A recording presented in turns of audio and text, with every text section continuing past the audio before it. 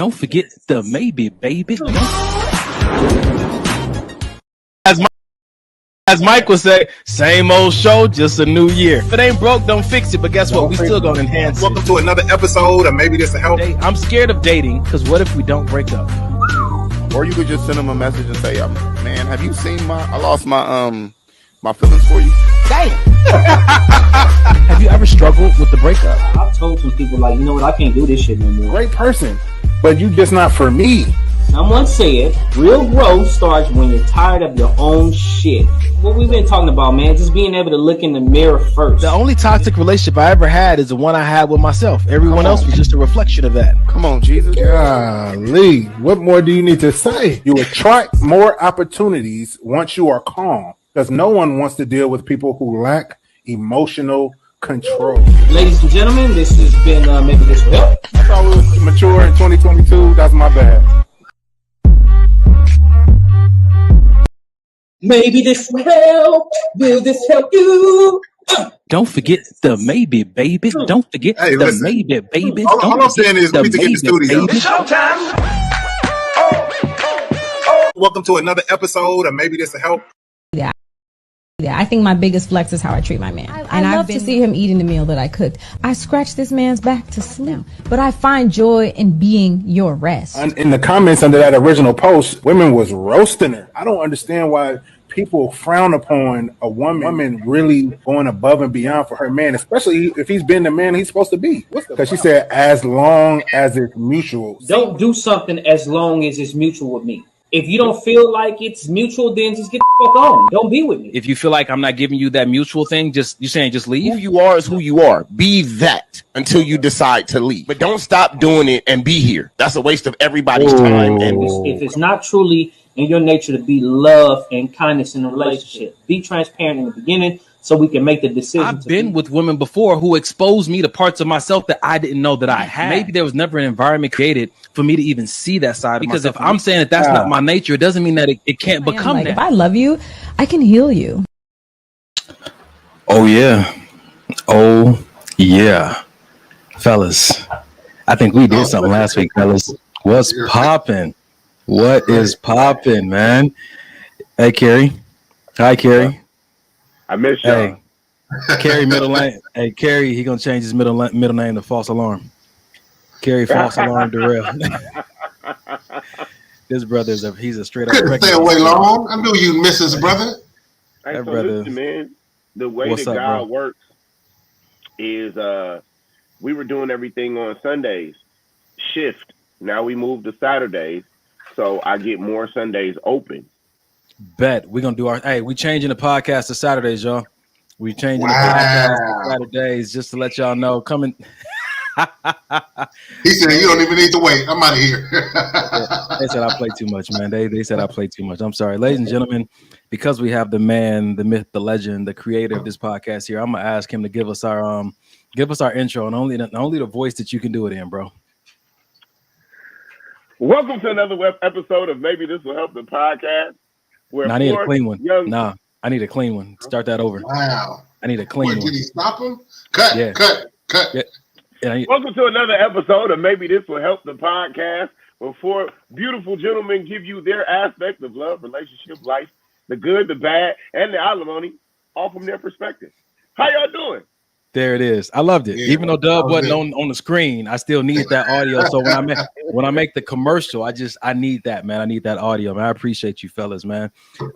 Before we get into this though, man, we had an amazing show last week. We had a lot of people commenting, so we're gonna talk about that in a little bit. But why don't we check in, fellas? I mean, this is something that we always do. I'm believing that some of you guys out there are new to this podcast because the word's been spread, and I'm looking at the numbers. What we do is you have 4 black men, like Carrie said here, expressing their feelings about matrimony, love, relationship, dating, and everything in between, holding each other accountable, brotherhood, and everything like that. It's just us talking on here. We're being real transparent. This is something that we do naturally anyway. Carrie had the great idea to put it on camera and put it online so people can get a sneak peek into the minds of men when they're in a safe space and what they talk about. So many people have been helped. We've been helped every single episode. And so that's what you're about to get a look into. We do allow people to come on, their comments to come on. If you say something of value, kind of like this. My guy, Mike D, what up, bro? I'm tuned in at work. That's Reggie Live Shaw. My boy, what up, Reg?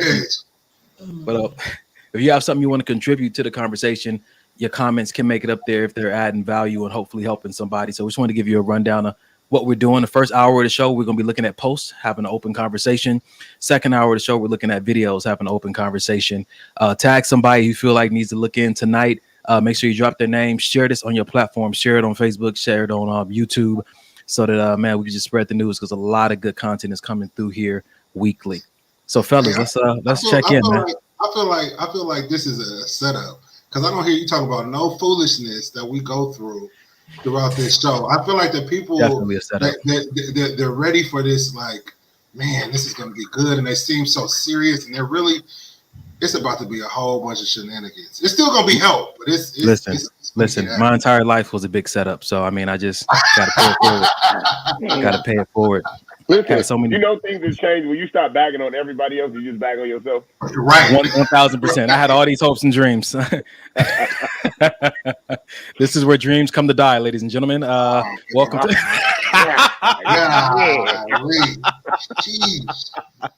Die so that new ones can be reborn. New dreams. Okay. Out with the old dreams. In with the.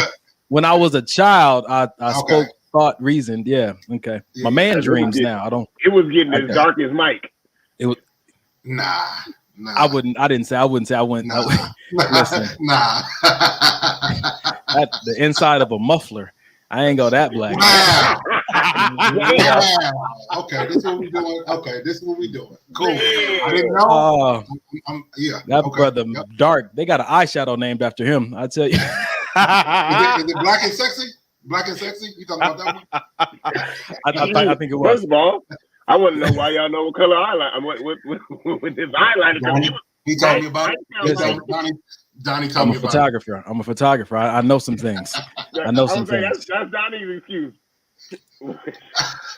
Donnie told me about it. I didn't know nothing. He you know. Mike used to be a hoe. I don't know. So while we check in, listen, that's true. Hold on. We can do it. You want to? You better admit it. You see who left? Yeah. Why you ain't ready to admit it? Listen, we got to talk about the growth. Has been my life. What do you mean? This was my job. Fact, me and this brother have had some of this. Anyway. Okay. So anyway, wow. Let's ladies and gentlemen, we've come from a mighty long way. Yes, God. Yeah. And we ain't looking for validation. We're just here to share what's on our minds. Check in, fellas. How was your week? All right. My week was busy. A lot has been going on these last couple weeks. Stuff that I feel my circle in about, and I think I have my ups and my downs, but overall, I feel like I'm good. I had a conversation today with the gentleman at the bottom that was necessary. Had been on. Yep, that's him. Had been on my heart for a while. I had had some individual conversations, and then me and him finally got on the call today, and it's just a blessing to be able to be open and honest, man, with people that you love, and not have to, because I'm coming from a situation where I've never been able to just open up and say, hey, this is how I feel. I've always been like, I'll just keep it to myself, or like I told him earlier, it's no big deal, so I don't see a reason to talk about it. But just being in this environment where everything is shared, everything is talked about, you know what I mean? It almost, you guys don't let me get into my own head about things, you know what I mean? Like I'll ask Donnie something, well, did you talk to him about it? Or I ask Dub something, just pray, you know what I mean? It's just so much good advice that I'm not used to receiving. So just grateful for and Pookie too. Just grateful for the people that I have in my life, man. And man, that explains your shirt though. No new friends. 100%. This was nah. And at this point, I don't feel like I need any. I feel like I got what I need in my life, and I'm okay with that. I got like 12 personalities up in here, so That's 12 friends right there alone. Yeah, exactly. I've met like 3 or 4, but 100%. I met 2 of Carrie's, I think 2 of Dubs, so a couple of Pookies. So yeah, we good. We good. Yeah. I got hella friends. We got a village. Hella friends. Hella friends. Carrie Durrell, man, check in, bro. Where are you at? You always traveling the world, man. Are you in the country? I am in the country. I am currently in Florida. This is the drop off before we leave the country. I had to take little man back. He started his summer vacation off with Pop, so we had a good almost month of fun times. And listen, you said something a while ago, Donnie, when you were talking about moms and how God blessed you with each other. Mm-hmm. And he definitely blessed me and CJ with. Crazy thing though is this nigga is me. It's the weirdest thing ever. So I have to cultivate his mouth. You're not doing a good job, man. When you and CJ came over, I've never seen anybody humble Carrie the way his son humbles him. Agreed. It's incredible. It's like having a child is a manifestation of one of those personalities. And CJ is exceptional. He is perfect. And just how it's like you looking at him like you've got to be at least 45 years old, man. Right. He's so quick and witty and smart, and he understands. And it's like all the stuff that Carrie didn't have. It's like wow. No, really. Here's the thing. I feel like I told somebody the other day. I feel like when you have a kid at a certain age, like everything that you know is already in that kid. You said that to me. It's gonna come. It's eventually gonna come out. It's just got to be cultivated. And I'm like, yo, like it's such a blessing because I get to teach him how to. What you have is great, but you got to know when to use it, when not to use it, when to say something, when to be a smart ass, when not to be a smart ass. I talk to him as though he's a little human, not a child. There it is. So good stuff. It has definitely been a blessing. So today my family lost someone. Well, I lost an uncle today, my dad's youngest brother, and CJ was able to spend time with him beforehand and before he even went to the hospital. Like it got bad fast. And today, having the conversation with him, because he spent some time with his pop, my dad, who Brian lives in the same house. Today, when his mom told him what happened, he goes, "Hey, Dad, don't worry about coming back over right now. Just remember the conversation we had at Granny's grave. Just take that time right now." And I'm like, "Who are you, little boy?" Like, I don't. Anyway, man, it's a blessing. So my the things that I look at as being hard or as being a trial has been so much easier with this little boy. So I am extremely blessed to have the circle that I have, a healthy circle. Like, that was something that me and Mike talked about today. Like, it's healthy. Like, it's so healthy that even when you think you mad, you're not. Yeah. And to be able to have a conversation. Donnie has this thing with me where we're so connected that I can talk to him about something and he don't say shit. Or like, if I'm in his presence, he'll just look at me. I'll know the answer. If I'm not in his presence, it's a conversation and he'll say a few things or not nothing at all, just listen. And so now I've heard myself and now I'm like, all right, I know what I got to do. So it's great to have a healthy relationship with men like this. What's going on with you, Don? Man, I'm good, man. Sitting over here trying to add the show to my Don BG photo page. I never really promote that on here, but I'll let y'all know I'm a photographer. That's part-time what I do outside of working. We have a section at halftime where we promote businesses. Now's not the time, sir. What is happening? Humble is the path. Humble is the path. Humble is the path. Humble is the path. Humble is the path. Humble. I'm a humble this neighborhooded you. Humble. Humble is the path. Thank you, brother, for helping me self-develop. You are the thorn in my flesh, and I appreciate you. Humble is the path. So my week was good. I've been blessed with a challenging circle, a circle that challenges me, and I found other friends to comfort me. So we have what we have. I'm definitely listen, you can ask Dub, man. I've been telling y'all this for a few months now. I'm no longer trying to make things what they're not. I'm accepting things for what they are. And it's been one of the most freeing experiences. My week was good, man. Bruh, I done got a chance to hang out with my mom for the holidays. Me, her, and one of my really good friends went last night to see Thor at the theater. Man, it's just been a good week, man. I've recognized that I haven't really been passionate about going to work. It's like my energy doesn't kick in until it's time to go to the gym. And so because of these different workshops and stuff I've been sitting in, I had an opportunity to have a conversation. I guess I'm boring people because everybody keep dropping off. I don't care. Thank you for staying, Mike. But what he said Jim. He said Jim. Oh, yeah, because you said. Okay, go ahead. I'm sorry. Carrie wants us to have a topless episode so bad. I finally got tits. Go ahead. Humble is the path. Humble is the path. Humble is the path. Humble is the path. All I wanted to share with people was just, as we share on every episode, we talk about doing the work. Yeah, so this week I had an opportunity to do the work. I haven't been passionate about going to work, but I recognize that my behavior is following my beliefs, and my beliefs are following the emotions that I'm meditating on. And so I've made a commitment to rethink what I show up to work to do, so that I can get that spring out of bed in the morning. Because either normally situations as my immature self would be like, it's time to switch jobs, trying to do something new. But no, instead of abandoning and running from things that are unfamiliar and uncomfortable, as a man, I feel like God is calling me to look at it from a new perspective. Take what you've learned and apply it to this present situation. I understand how important the mindset is, and I love what I do.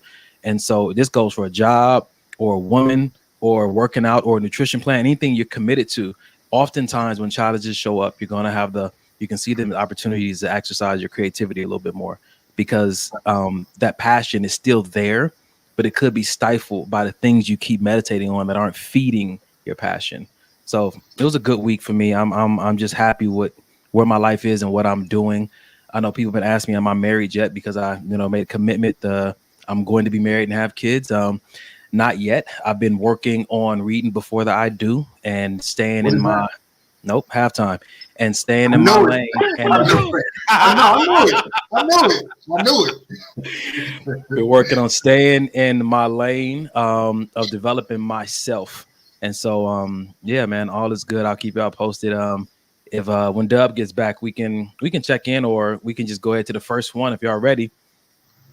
We got people in the audience. Allie, what's popping? Paige, what's up? Amber McJellin, what's the word? We said what's up to your boy Felix already. What's up, Mignon? It was Reggie. So what's up to Reggie? We got other people in the background. We see y'all.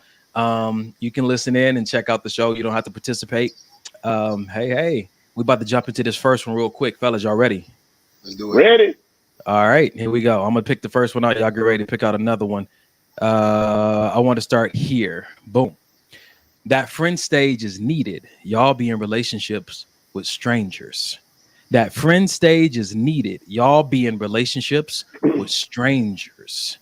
Stranger things, man. How y'all feel about it?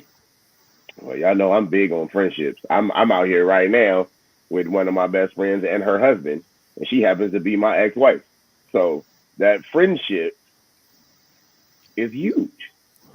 So what if you calling her friend, but she calling you something different? Because what was that song by that Latin girl? She said that if we just friends, I shouldn't know how you taste. Well, first of all, it's my ex-wife. Okay. Special situation. Other situations. If I'm your friend, should I know how you taste? No, you should never know how I taste. Okay? I don't know. Why did I join this show? Listen. Nah. So for me, I think to each his own. I don't think it's necessary for everybody. I think that we've all heard or know somebody that married at first sight, stayed together, happily married for 40 years until the other person passed, or whatever the case may be. So I don't think that that's a prerequisite for every relationship. Me personally, I think I have to.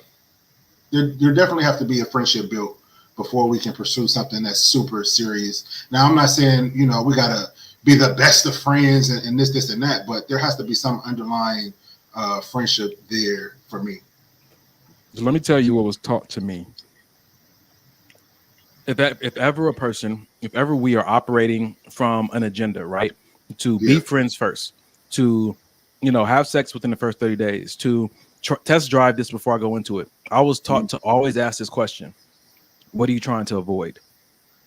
Because whenever someone has an agenda or a plan, it's usually set up to avoid something and to experience something else. And so I asked that question: when you hear someone who is very adamant about being friends first, what do you think it is that either you have been trying to avoid or they have been trying to avoid?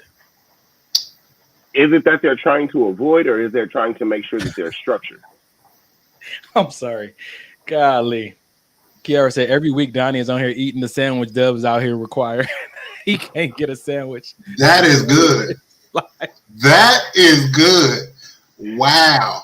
Please put that in the commercial. That is good. Shit. Wow. I'm sorry, Dub. I love you. Go ahead, Carrie. Go ahead.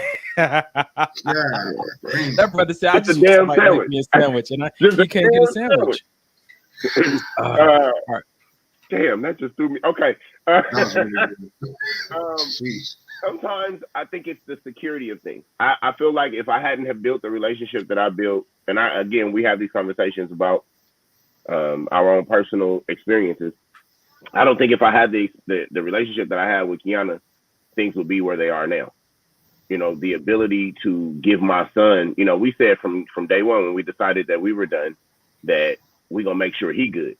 And so making sure he good requires us to fulfill the agreement that we're friends first before anything. So that means that, yes, you see me happy, I see you happy, but it may not be because of each other.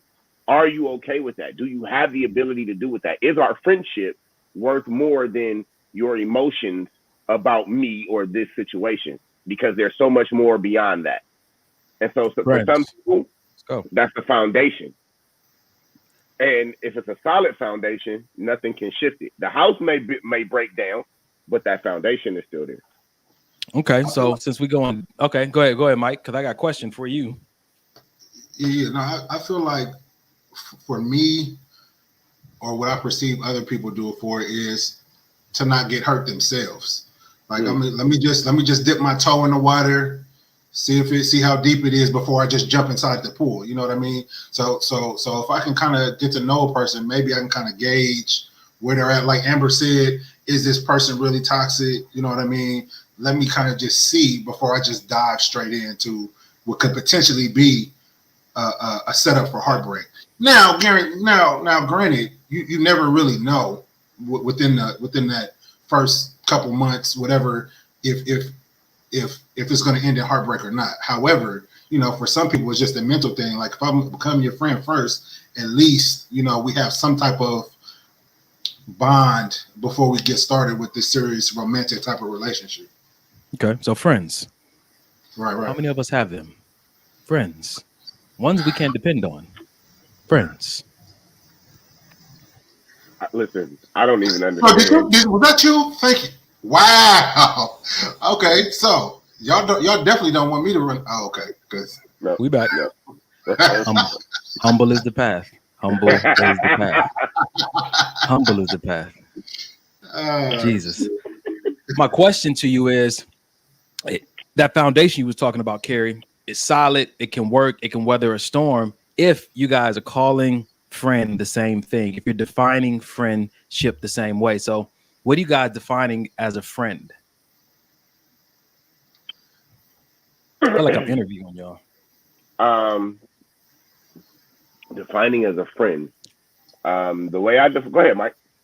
No, I was just gonna say, because I have a very close female friend who has weathered the storm through exes, and exes not approving of her being around, but she's always been the one that has, you know what I mean, like I said, weathered the storm, if you will. And for me, that friendship consists of just being genuine and always having my best interest at heart, with no romantic ties whatsoever. I mean, I can remember when people thought that, you know what I mean, we had been together and messed around. I was like, no.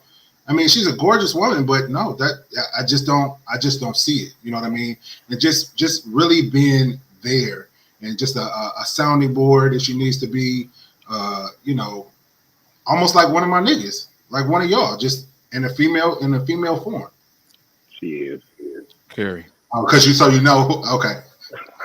So my question to you is, so let me rewind a little bit. I do believe that being friends first is healthy. I'll say that. I believe that it's very healthy. I believe that not only is it healthy, you should never stop being friends. As I'm doing my relationship coaching, I'm recognizing that people who are married and, you know, are coming to me coaching, trying to identify if they should get divorced or not. I'm looking for that friendship component, even in the marriage. Friendship, what is it about? You guys are easy flowing together. There's a respect there. A friend cares about you. They don't just care about us. Those are some clear distinctions that some people they lose along the way. Once they get that title, everything's about us, about us. Versus as a friend, my friend, like, yo, I got your back. I want you to be good. Whatever that means, I'm willing to take an L if you win because you my friend, right? And so some of those things start coming up missing. And so identifying what is a friend, or tell people what it is I'm looking for from the gate, I think that helps build that solid foundation that Carrie is talking about. And if you guys do move into a relationship or a marriage, never lose that. You don't graduate from friendship. You add to friendship. You add matrimony to friendship. You don't leave friendship and go into marriage. That requires those uncomfortable conversations we always talk about. When you're defining what a friend is, even in those moments of, does this friendship to you look like, yes, I can see you happy somewhere that's not with me. That's I mean, it coming from the aspect of having tapped into a relationship with that. Yeah. Outside of that, even in there are situations where you have friends that there is an attraction, but there's nothing moved upon because of the friendship, because of the value of the friendship. You don't test those waters, touch those waters, cross those waters, because you value where this is. Yeah. And I think sometimes that's how so many things are ruined, because we allow ourselves to bypass the moment of desire for whatever fashion and run into a lane that is unknown. You don't know what that's like with this person. And that's not something you guys tapped into. It's not something you signed up for, nor did you have an uncomfortable conversation in regards to know, if this goes this way, how are we going to, pursue this? Yeah. If we go this way and it doesn't work, how are we going to pursue that? These uncomfortable conversations have to be had constantly in every relationship. Yeah. I say it like this, man. I know something that's been common is that people who become friends first don't want to ruin the friendship trying to see if they can be more than friends. I got a friend right now who says that if she see a guy she's attracted to, no, I'm not looking at him as a friend, because if I ever look at him as a friend, then there's nothing more he can ever be. That's her philosophy. That's her approach. I remember I was I had a really good friend. And the fear was that if we try to date and it doesn't work out, will it ruin our friendship? And I was like, how could it? If the friendship remains, if we continue to be respectful and acknowledge and walk in the same compassion we have been for 5 years, how could trying to see if there's more ruin this wonderful thing? And that in that moment, because I was in that situation, it helped me see how toxic people become when they get a title, if they haven't been trained on how to stay friends for the longevity of the relationship. Toxic titles can really pull the worst out of a person if they haven't been trained on how to walk in that. That's a fact. I dig that. So what happens? Welcome to the show, bro. I must say bubbling and doubling. Bubbling and doubling, man. I want to ask you a quick question, just so you can get infused in what we're doing. Do you believe that it's a good idea, as a best practice, to always be friends first? As far as what? There we go. A best practice. Everybody has a definition, because the post that we put up said that that friend stage is needed. Y'all be in relationships with strangers. So post relationship, do you feel like that friendship is necessary? You mean pre-relationship? Romantic relationship. Pre-romantic relationship. Do I think it's necessary? I don't think it's necessary. I think it may help, but I don't think it's necessary. There are plenty of people who get into relationships and that's what they want. They want a relationship. They're not just looking for a friend at that given moment. But in time, it develops into a best friend. It develops into a confidant. It develops into whatever it is that you want it to go to. So whatever direction that you guys want it to go is going to flourish and is going to, is going to develop into that. Now, not to say that it won't hurt having a friend first, but sometimes when you have a friend first, there's a hesitation on getting into a relationship and starting something like that because you have this thought process of, oh, I don't want to mess up our friendship if it don't work, blah blah blah. So that's what we were just talking about when you came on. That idea right there, has that ever caused you to pause? Yes, it has. What was the fear in that moment? Honestly, it was a while ago, like years ago. I'll say probably. Let me see. I'm 41 right now. 2 weeks ago. No, it was probably it was close to 20 years ago. 6th grade. It was close to 20 years ago, and my whole thinking process is, I know at that time I was still a dirtbag. You know what I'm saying? So I know that I cared about that person. You know what I'm saying? She was my friend, and I know I cared about her, and I know I was still a dirtbag. So I wasn't ready to be in a relationship with her like that because I didn't want to hurt her. Dirtbags have feelings. I was just about to say, sometimes it's even from a woman's aspect, she may know that you don't have the ability to be what you think, or to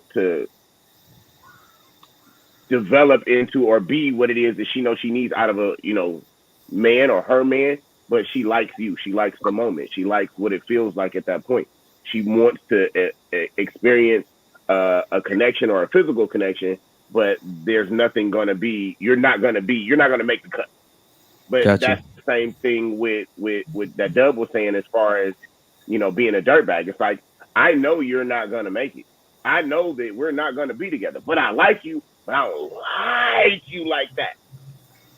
I like you, but I don't need you. That. Right, listen.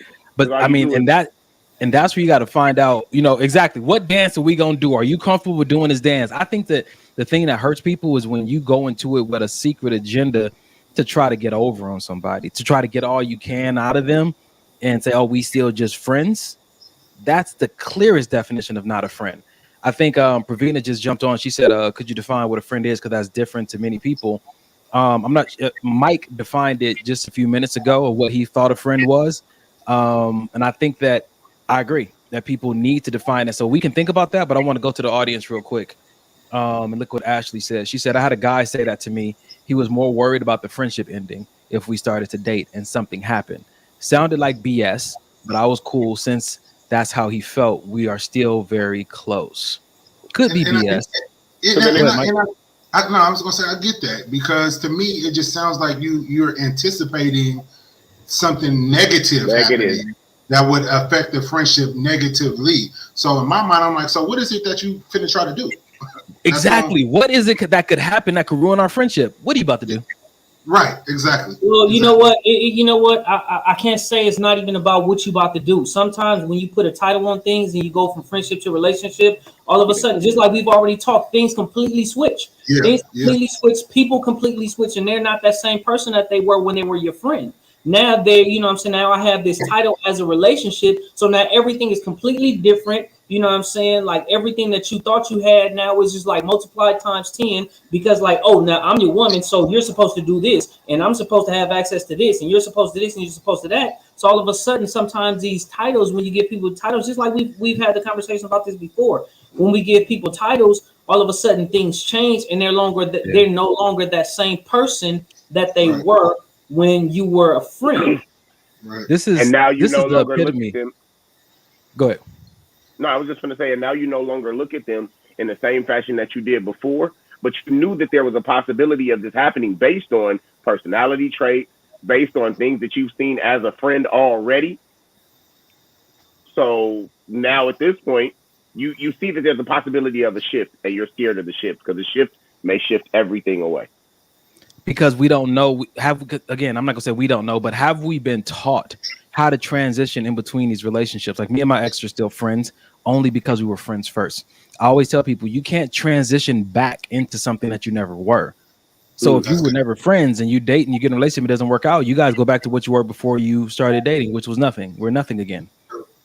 You know what I'm saying to you? So I think that's, and for me, like to even go back to what Ravina's saying, like what a friend is, that for me, the difference between a friend and being in a relationship, what changes?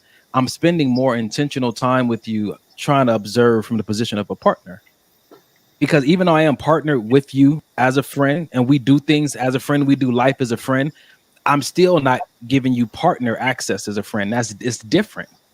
Right. And so now I'm looking at you through a different lens of eyes, and it does become a little bit more selfish, because even the Bible says that a person who's single can just, keep their affairs and their devotion towards the Lord. But a person who has a spouse, their devotion is divided, because that is like, that's a person who has almost equal power over the organization of you. You know what I'm saying? They have equal shares as you do. Like you letting them in so deep to your emotions, like even more for some people than a best friend. And so there is some things that could happen in that environment that could make you look at that person differently, but to the point to where you don't even want to be their friend no more. That's interesting. Yeah. I dig that. We got another one here. Okay, Mitzi said, I have a guy friend that we were romantically involved in the beginning, but that didn't work out, and now he's my male best friend. So go ahead, see. No, go ahead, Mike. No, because that's the next portion of this topic that I wanted to bring up. So we kind of touched on, pause, how we enter into a relationship as it pertains to friendship. But then let's talk about if we were once in a romantic relationship and we kind of like we became friends because we were in this romantic relationship. Now, how do we transfer that over to removing the romantic side but keeping the friendship? Is it possible? Have you guys done it? Is it difficult, but it can be done? Like, what do y'all think? I'll tell you like what. Oh. What you say? Carrie said. Never seen it work. Okay. I think it can work. My mentor couple taught me. They said the only issues that come in a relationships are the ones you bring in or the ones you guys create. And you can make anything happen with anybody. It really depends on what kind of energy and ideas and beliefs they're going to bring into it. It could work. I've seen people in some very precarious situations, and nobody really believed that this could actually work out and be something healthy, and it has. But that's because I'm exposed to that at a higher frequency than you guys are because of the coaching I do. I've seen some very incredible stories, and I'm like, wow, but I don't think that's the norm. So here's the thing. In that, I do believe that that's a possibility of it happening. But I feel like when it's reversed, when you relationship and then you friends and then you transfer out of that and be friends, the like when you relationship and then friends, or when you romantic and then you just friends. Okay, well, when you've had any dealings first, when your dealings were with this person and it was not a friendship, it was I'm fucking with you, I'm dealing with you, I'm in a relationship with you. Something in the aspect. Therein lies the issue. So what are we doing? So where are we? Because it's not because if we're supposed to be just friends, but we sexing, no, but that's what I'm saying. That's what I'm saying. It's not. You didn't start there. You started sexting, and then you became, because that's what Mike said a minute ago. Yeah. You started relationship, and then so you were a jump off.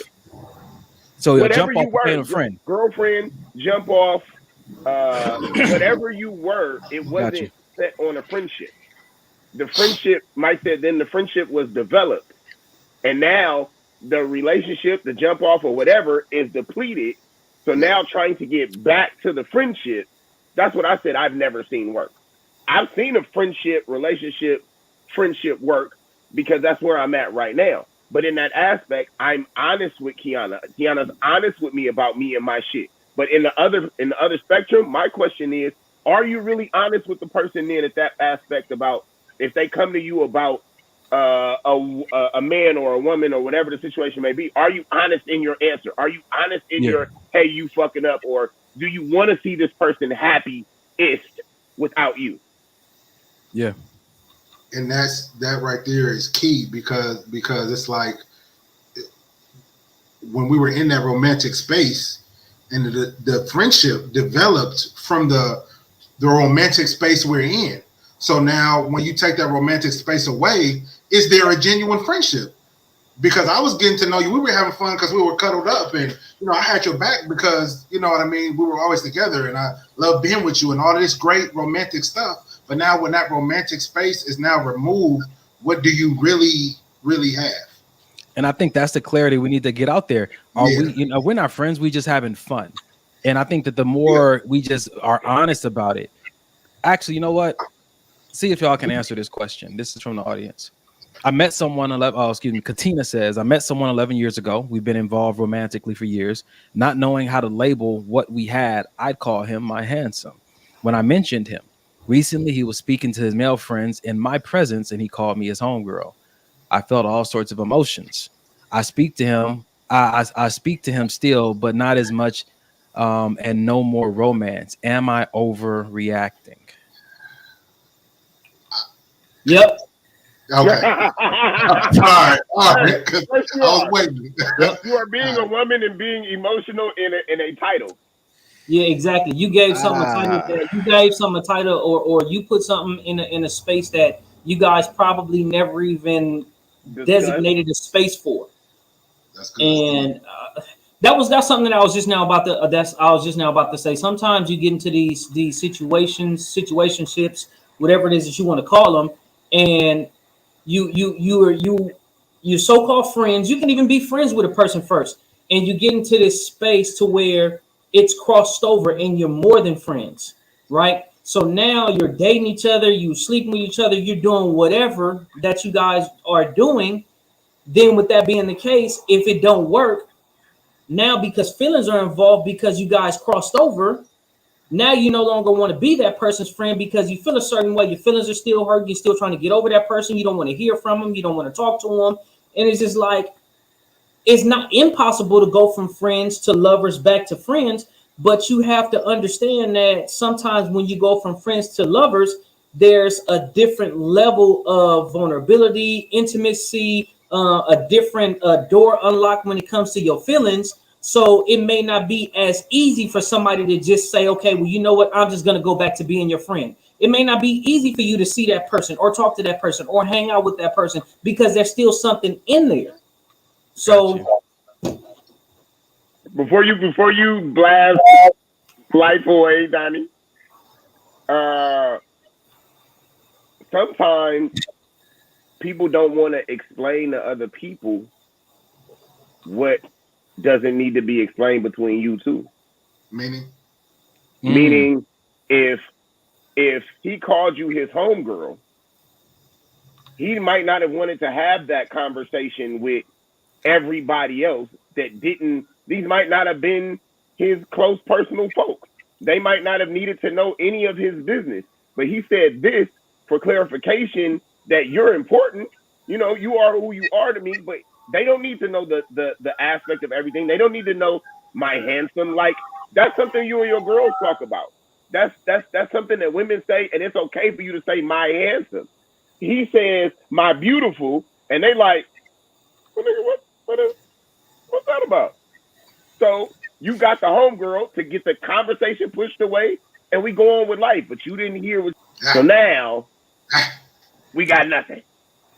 So all I wanted to say is that that's Mike with the Devil's Advocate. Are you doing that for me, brother? I'm doing that for you, brother.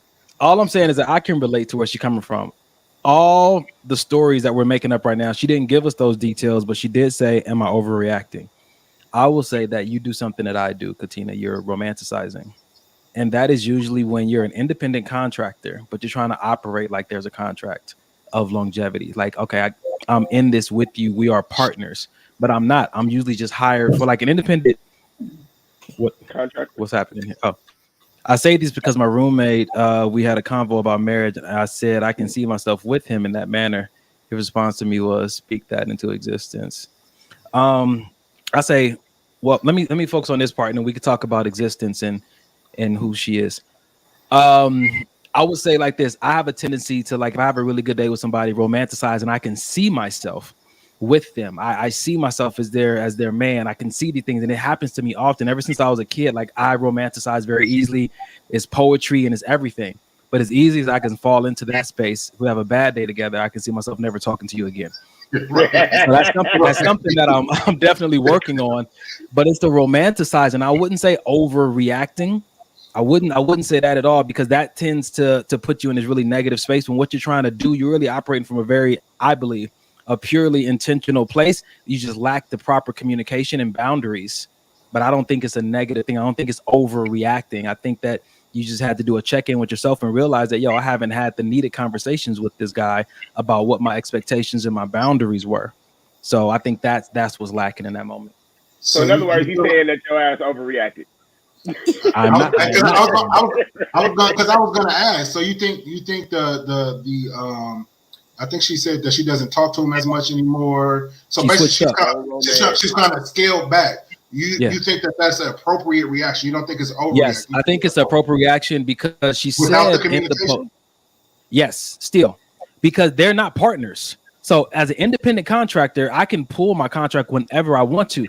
She said that she got in what she said about her feelings. She said, I felt all sorts of emotions. And I believe that when you're feeling all sorts of emotions, it's appropriate to pull back and get within yourself. Have a conversation within yourself to identify, what am I feeling? Why am I feeling it? Because when I go and talk to that person, I need to be able to communicate where I'm at. The mistake I see a lot of people make is that they'll just explode and just go and talk to that person without checking in with themselves first. And that it usually comes off as trying to villainize the other person. Oh, I'm this victim. Sometimes if you just self-reflect for a moment, I'm in my feelings. I don't really talk to you as much as I used to because I'm processing right now. Before I say something I might regret, I'm processing. So when I do come talk to you, I can give you some accurate information. And I might come at you, be like, I played myself. That was my bad the last few weeks for not, being as available as I used to be.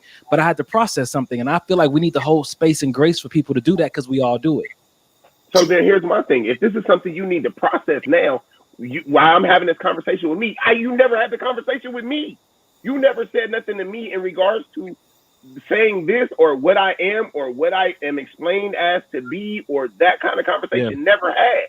That was never had. So now I'm being held accountable for something I didn't even know I was going to be held accountable for. Yes. And the reason I have so much grace for people like that, because I know that I've done it, and I do my best to recognize, and we talk about this on the show often, that we humans, and we go, and people haven't learned these skill sets. They didn't have maybe the circle or the parents to teach them how to process their emotions and still have a conversation. I'm not making excuses. I'm just being realistic. Like, we all struggle with certain things. So I try to hold space and grace for people and not take it personal. I agree with what you're saying as far as holding the space and grace, but case in point, today, there was an issue that I was holding, and I called myself just going through the process and processing it within myself before I went to my brother about it, right? But he made a very valid point. That's fine, but just telling me you process, just tell me you processing stuff, and you'll get back to me. What if you don't have it within you to even do that? What if you are so deep in your emotions you can't even do that? Can you still hold space for me? Being deep, but see, processing and being deep in your feelings is two different things. What do you think you're processing? You processing those deep feelings that you in. I hear what you're saying, but is it I'm hurt, so I don't want to talk to you right now, or is it I'm really trying to do some inner work and figure out what's going on? That's the outcome of the process, and to find out the answer to that question. Gotcha. So here's my question. Do we not preserve relationships in the process of me trying to Carrie? Yeah. Have you ever been so angry or so in your feelings that you didn't care about preserving any kind of relationships around you? If the right thing is triggered inside of you, you don't care. I don't care about nothing. I don't care. I go to jail tonight. If we're honest, that part is the outer core, but the inner core, to yourself, like, this nigga pissed me the hell off, but the core of this is I love this nigga. You know what I mean? Like, so no matter how mad you are, there's still a piece of you that goes, because if that's the case, there would be absolutely nothing. Yeah. So listen though, but do you understand that every emotion releases a chemical into the body? It's almost like being drunk. You can think all you want about what I should be doing when you're drunk. But if the majority of your body is already given over to the alcohol, your best intentions are not coming forward. The alcohol has you. When I say someone's in their emotions, the emotions have them. They may be having that rational thought, like, this is not healthy, I shouldn't be doing this, but they're drunk on the emotion, just like they're drunk on alcohol. And that's what I'm saying. Like, because we all have gone through that, recognize that in that moment, they're not sober minded. So don't expect sober conversation from them and sober behavior. Yeah. And that, okay, I hear what you said. I get you. I guess I feel like, how long is that moment supposed to last before you hit me up and say, just give me a minute? So if I'm your friend and I'm no longer thinking about what I want, if I'm your friend and I'm saying, yo, what's best for you? Take 6 months, take a year, whatever you need, because I'm your friend. I'm not going to take it personal. I agree with you, but if I don't know, and because you're not saying nothing, how can I give you that? So how can I be that friend careful. if you don't say nothing to me? Now you got to be careful not to get into your feelings because you're not getting the Very norm. true. Very so true. You see how it can it can be contagious, and now you can be in your feelings, or you can take a stand and say, I don't know where they're at, they're MIA, but I'm going to think the best until they hit me up. You can always make that choice. I feel that. I definitely feel that. Choices, man. Like we said in the group chat the other day, choices. Small choices have big impact on us. We can always choose to not take it personal and say, I don't know what's going on, but I'm going to think the best. I didn't hear from Carrie. I could have been like, this nigga gonna hit me up. He don't never hit me up. He called me and be like, yo, my uncle died and I'm feeling stupid because I was over here mad at him for not hitting me up and he's dealing with something. We can always choose that other option and keep ourselves out of toxic emotions because we really don't know at the end of the day. I hear you. I swear I hear you. But then I would say, but then I would say that same goes for my sister that made the comment. Just don't automatically jump on, you know what I mean, something being negative. How come she couldn't have just gave him that space and that benefit of the doubt? Like you're saying, I agree. That we should give to, you know what I'm saying? Like it gotta go both ways. It'd be nice if it went both ways at the same time. Yeah. It would be nice. It don't have to, because then that goes to our conversation from last week about it has to be reciprocated. Right. Don't do it as long as I. Yep. Who had another post, man? When do you fellas put up another one before we go into halftime? Because this was good. Mike. All right. Mike, the one you asked for, I put it on there. Did you make it, or you kind of just? No, I took the post you gave me. Asked for. Can you put it up if you see it? Well, it was this one, right? Was it? That's the one you. Oh, or it was this one.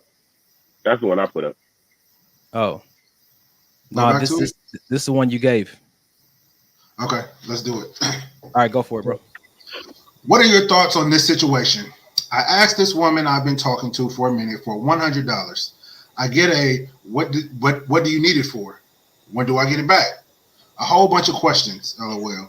I planned a trip for us in the mountains in Colorado for 4 days. Hotel cost per night was $200. Whitewater rafting $150 per person. Zip lining $125 per person.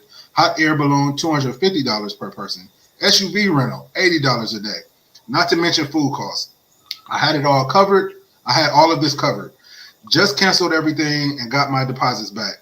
I didn't need the $100. I was just seeing what type of response I get if I asked for it. I didn't ask when do I get my money back when I was planning the vacation. I was just handling business. People don't think long term. Test failed. So basically, in a nutshell, my brother was playing games, trying to do these little tests to see this and see that. And in his mind, she failed the test. I mean, have I done that kind of stuff before? Yeah. But I mean, at the end of the day, I feel now, being the age I am now, you can't tell somebody's intention based on that one interaction. Like, I don't think I would be willing to throw everything away because that was the reaction. Should a conversation have been had about it? Yeah. But what I'm canceling everything. This whole thing over. F this. Nah, I don't think I would have went that far. I'm going to still GTD, but it ain't going to be the same. Yeah. Um, so here's my take on this. I wouldn't necessarily say he was playing games, and I see these comments in the comment section he's playing games, very immature, and all kind of stuff like that. He done all that, right? He done it on his own. Even if whatever his test is, whatever he chose to say, okay, well, this is the way I'm going to test, because you have no idea how much money he, was going to spend on her, what he was trying to plan for in his future. And if he was just saying, okay, you know what, I'm just trying to see if this woman has my back. If I'm in a position to say, hey, baby, I need this, are you going to give it to me? But instead of her just giving it to him when he say, hey, I need this, it doesn't matter about, what I'm saying, the whole point of it being a test. It shouldn't even have to get to the point where it was so-called a test. I was just testing you. I was canceling. If he reaches out to her and says, hey, baby, if we're dating, we're doing this, doing that, or whatever, he says, hey, I need this. And her response is like, oh, well, what do you need it for? When are you going to give it back? What is this? What is that? Like, fuck it, I don't need it. Whether it be a test or not, if I'm coming to you, especially as a man, if I'm coming to you and I'm asking for something, it's because I need it.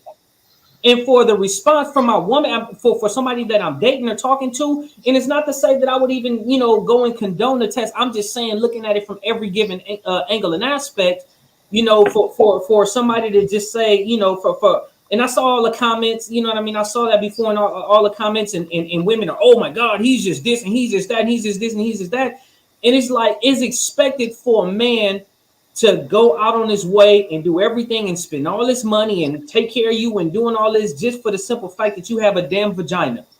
He just simply asked, said, hey, you know what? I need $100. Can I get $100 from you? I'm not saying, hey, he didn't say, I need $100 to go towards this trip. He didn't say, hey, I need $100 to take you out. He just said simply and plain, hey, you know what? I need $100. Can you help me out? And her response is, oh, what do you need it for? When I'm gonna get my money back? For me, before Donnie gets into this, when you wait, we already know he sits back and goes, ah. But I feel like, just honestly with me, if I have to play this game, I don't want to play this game. Period. If I have to go back and forth, if I have to figure out if I gotta figure it out, then I don't even know how we even got to the point where I'm planning all of this. Drop the mic. You see that?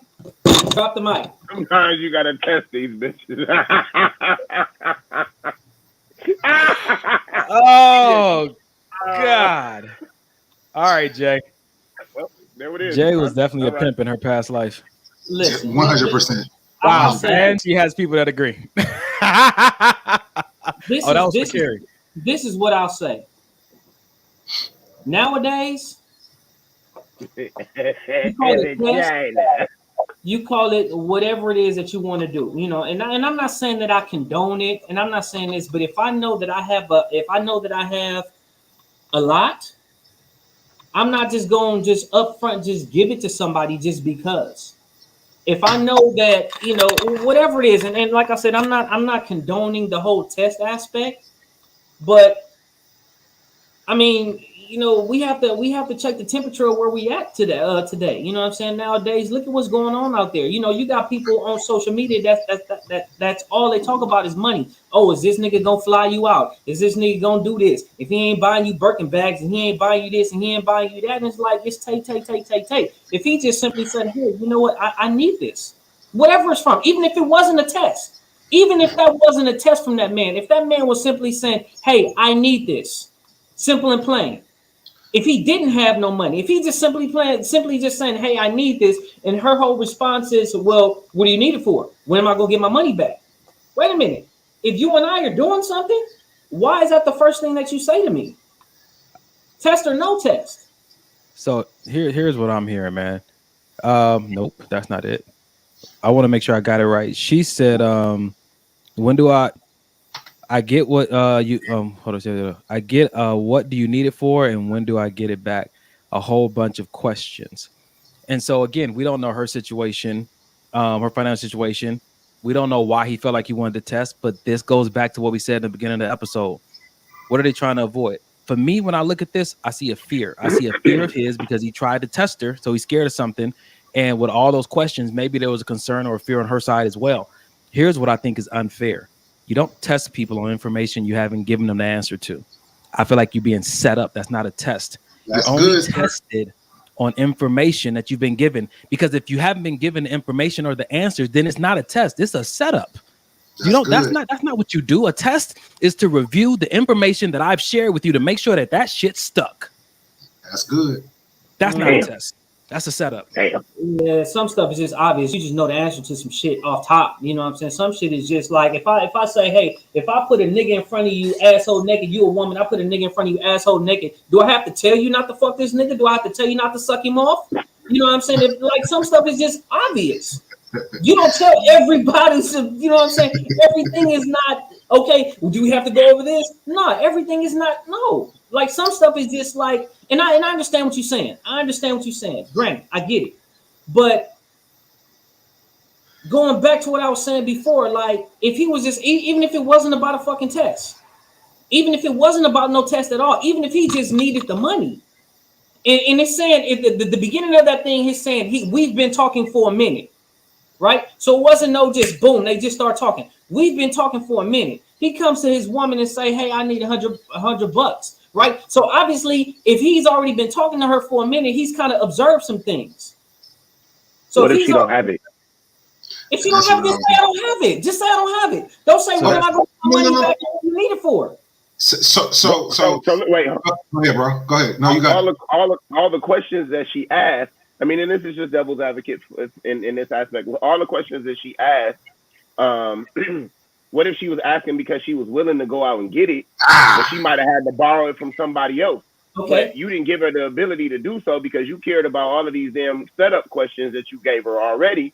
And so now her response is not meeting your standards for that. And so now we've thrown away all of this because she didn't have it. She was trying to get it, but you don't know because you only took the frontier. Yeah. Okay, so let me ask you something, Carrie.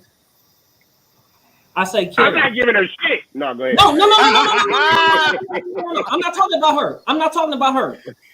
If I give you mine right now, if I asked you right now for $100, are you gonna ask me what am I gonna use it for when you gonna get it back? Even if you didn't have it right now, if you had to go get it, are you gonna ask me what do I need it for and when you gonna get it back? Nah, but that's different though, bro. How is it different? We're not fucking. They've been fucking. That's what I'm saying. We not fucking. And that's all the more reason, bro. That's all the more reason. They've been talking. Whoa, that's all the more reason because they wait a minute. No, that sounds like prostitution to me. I think Dub is saying that because they have that relationship, all of those questions shouldn't be asked. Yo, having sex with somebody is not a relationship. Thank you. Number one. It is a type of relationship. I don't give a fuck about what y'all say. It's an arrangement. It's a type of relationship. It's the same kind of arrangement. It's the same kind of relationship I have with the people at Taco Bell. I drive through, give them my money, they give me my meal. But look, is it the same? Is it the same relationship? 2 bags of fellatio. Listen, what? Listen, is it the same relationship as this?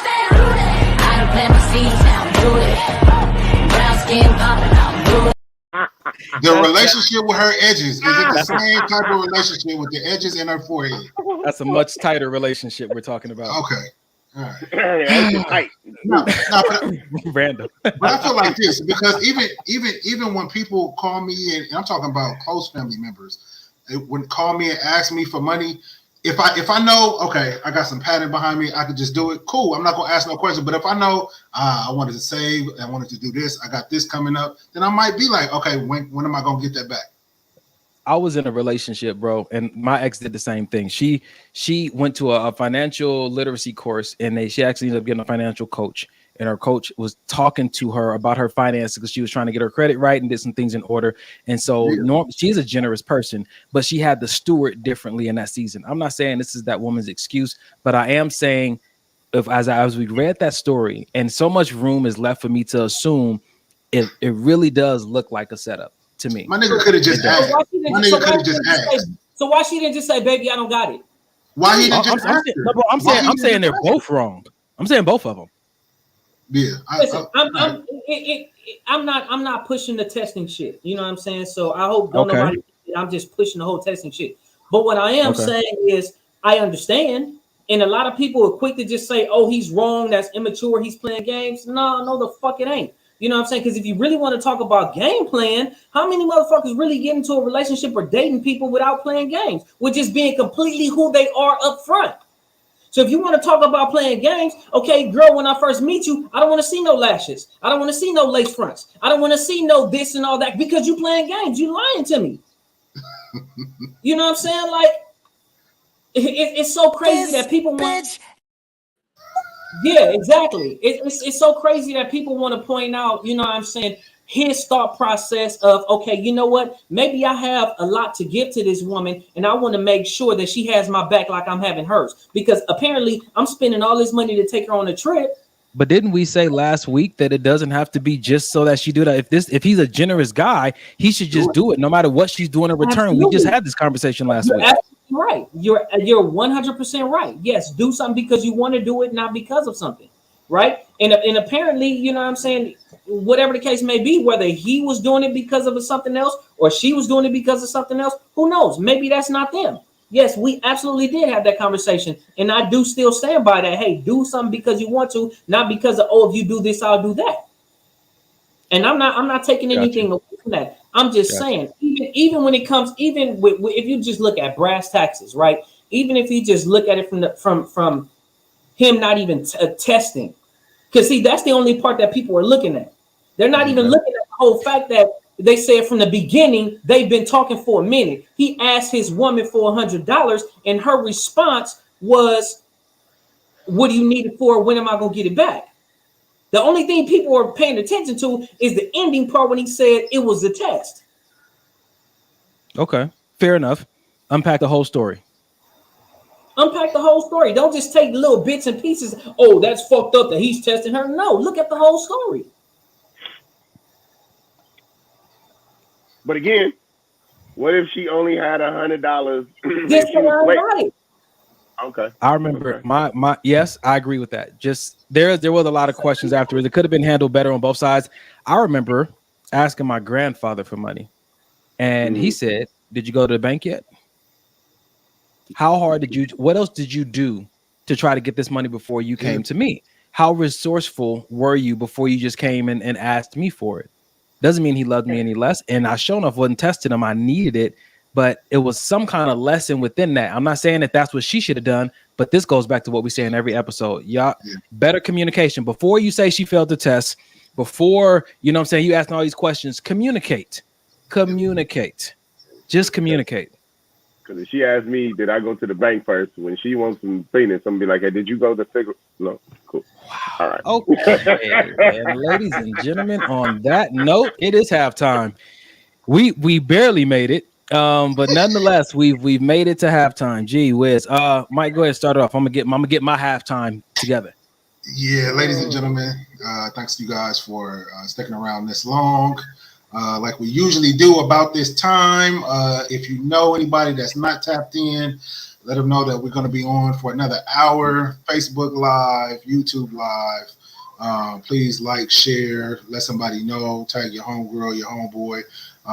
For the men and women that are still here, we appreciate you guys. Thank you. Go ahead and follow our IG page. Maybe this will help the podcast. There you can the memes that we get, some of them we find on our own, some of them that the viewers, you guys, send them to us and we try to get them up. So feel free to on Facebook and on IG drop those memes in the DM if you want to. You want us to cover those on the next episode. Donovan D. Daniel, are you ready? Yeah, baby, I like it like that. I like it like that. Cash App. If y'all want to donate to the cause, don't worry about these two brothers down here looking. They both got right. Crazy. Golly. Me and Mike. That's how you know when niggas got money. They don't give a damn. They already got their pockets full. If you want to send us $100, listen. Donnie look like he been in the gym doing curls. He'll do a full workout section on. Didn't you say you was doing your OnlyFans? You said that on the last show. Did Donnie not talk about his OnlyFans on the last show? I did, and I told you it wasn't gonna be nothing X-rated on there. I'm just, trying to pick up some We're trying ducats. to get money right now, bro. Come on, Ducats in the buckets. Listen, Cash App. We got a Cash App. Maybe this will help. If you love what we're doing and you want to help us stay online, go to Maybe This Will Help. $ Maybe This Will Help. If you don't have Cash App, go to Maybe This Will Help the podcast at Gmail, and we can let you know about Venmo, PayPal, and Zelle. Maybe this will help. And The obviously, podcast at Gmail. It's a lot you missed OnlyFans. up. Jesus. Huh? Yeah, I said, and obviously OnlyFans. I missed a maybe lot. this will help. Listen, Shit, listen, what are you listen helping? here, man. You need to have buckets ready for when it's time to make Boom. that. Listen, I'm just taking back territory for Why the is kingdom. she in the dark though? Why is she in the dark with the phone? Oh, you know why she in the dark? That's the best place to see your screen. It looked like Every halftime we shout out a small business. I'm shouting out my own small business, not that business, but not small. Hey. But here we go. If you want, I don't always promote my books like I should, but I need to start doing it again. For those of you who know, I am a certified ACTP life coach. I specialize in leadership, relationships, and entrepreneurship. If you want insight on any of the topics that I was just talking about right now, you can go get my book, Before the I Do, Are You My Happily Ever After? Before the I Do, Are You My Happily Ever After? It's all about being suitable for someone and finding someone suitable for you through your relationship with God and your relationship with yourself. You can also purchase Evolving the Entrepreneur, the premeditated assault on stagnation. The premeditated assault on stagnation. This book is all about not just playing defense, but learning how to play offense in whatever field or industry that you might be in so that you can see a profit. All right, fellas, that's it. That's my little plug for the halftime. I'm a DJ. I don't DJ everything, but I do DJ a lot of stuff. So if you're calling me about serious business without a discount, I'll link you directly to my assistant or my manager. Don't be offended. This is what we want. We want these things to happen. We want to be able to have an assistant. I love this kid. We're having to. I was born in. Thank you. So listen, if you're looking for an amazing DJ that's going to read the room, give you everything you need, I'm that guy. But I'm not going to give you a discount. Come on, Doug.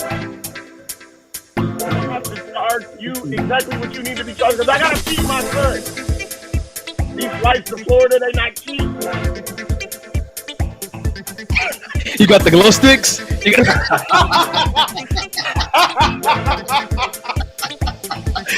Oh, man. All right. Let's get into the second half of this show. Gee. God. Doug don't even got on a hat. He's still not fooling with nobody. Not tonight. This nigga Doug is too mature. Oh, man. Yo, Mike, that's your favorite music, dog? 100%. What's happening? What's happening? All right, my bad. Katina asked where to get the books from. I didn't even tell y'all where to get the books from. I'm about to put it in the chat right now. You can go to DonovanDonnell.com. Where's our things that we usually have up here? Brand. Boom, there it is. Did it show? Oh, when I take this down, you'll be able to see where to get it from. Right there, DonovanDonnell.com, right there under my screen. We got a testimony. April says, Carrie Durrell, you did an amazing job at my wedding. April Sims. It's Sims. April Sims. Carrie Durrell did a great job as well. I've never seen her do a bad job. I wish it would have lasted a little longer, but thank you, sir. I'm not saying that was because his wedding, his marriage? What are you talking about? No, his marriage. I did his wedding too. Both of y'all's should have lasted a little bit I didn't longer. do my own wedding. I should maybe if I DJ my wedding, it would have. No, okay. No, so go ahead. I agree. I hate it. Your DJ has a different spirit on it. It did when you did mine. I got a question. Gee whiz. Fellas, there was a conversation that happened last week that I made a commercial for that got a lot of people's attention. I got a lot of feedback about that video, and that girl, one lady hit me up and left me some voice memos about it. And I wanted to ask y'all, would you at some point tonight like to reopen that discussion? I'm open to it. Dub? She said what she said. Okay. And Carrie. I'm with it. It's All just right. the video of the. Okay, yeah, go ahead. So we'll do it in a moment. I just want to see if you guys were open to it. A few people were looking for that tonight, so just let you know we'll tap into that in just a moment. But we're gonna start a little differently tonight.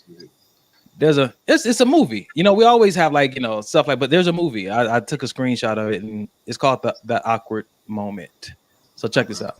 Every relationship arrives at a critical moment, a juncture between moving forward and moving on. I call that moment the so. So, where's this going? I think you're I think you're amazing. I think you're an amazing girl. I think you're amazing. No, I'm breaking up with you. I have to. Breaking up? I'm sorry, Jason. I need somebody who's ready. I need somebody who doesn't drink coffee out of the cereal bowl. What? And has a bed frame. I wasn't confused because she was breaking up with me. I'm still late for work. I was confused because I had no idea we were dating. I'm not even close to the guy you need, the guy you deserve. Like, I'm so sorry that I can't be that guy. In her defense, we've been having sex like once a week for 6 weeks. I'm so late for work. But in my defense, that's a hookup, approaching the scene stage. I'm sorry, Jason. No, I understand. I understand. And what I understood was, at that moment, we were definitely not dating.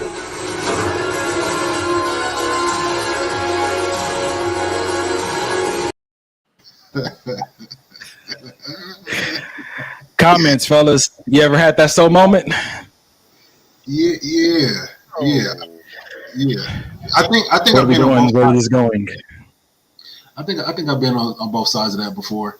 I think I've had the soul moment because kind of like her. I mean, we're doing all these things that dating people and couples do, but you know, nobody has mentioned any type of relationship. Nobody has mentioned any type of exclusivity. So what we doing? Because if we're not exclusive, then it's somebody else over here that I'd like to take out. If we're just dating. Uh-oh. So Is that Carrie or Errol? Go ahead, Okay. see. Here's my question: do we as men, because last I checked, these men on this podcast only date women.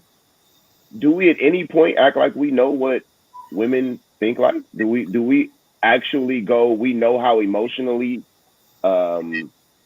pressed they are, so we can't ignore things like I've been fucking her for 6 weeks every other day, and you mean to believe that there's no emotional attachment here? Even if she says, "Oh, I got 4 brothers and I was raised around all men and I know how to," yeah, whatever. You still emotional, and at some point there's going to be a shift.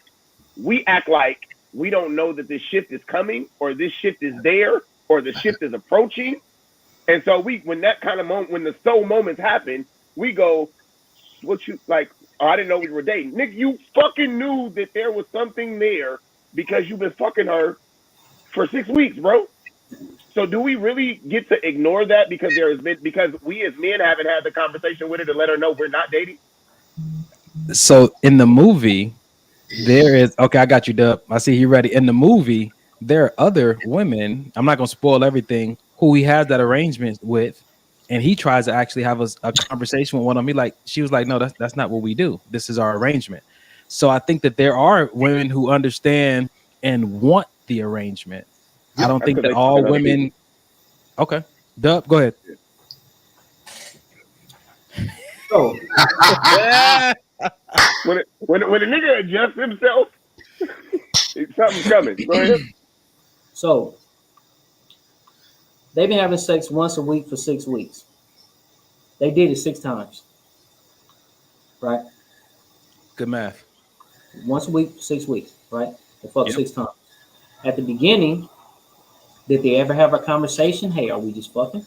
Are we doing something else? You know what I'm saying? Obviously, he didn't even know that they were dating. Right. So To me, in my mind, that just sounds like a sexual relationship. Right. Right?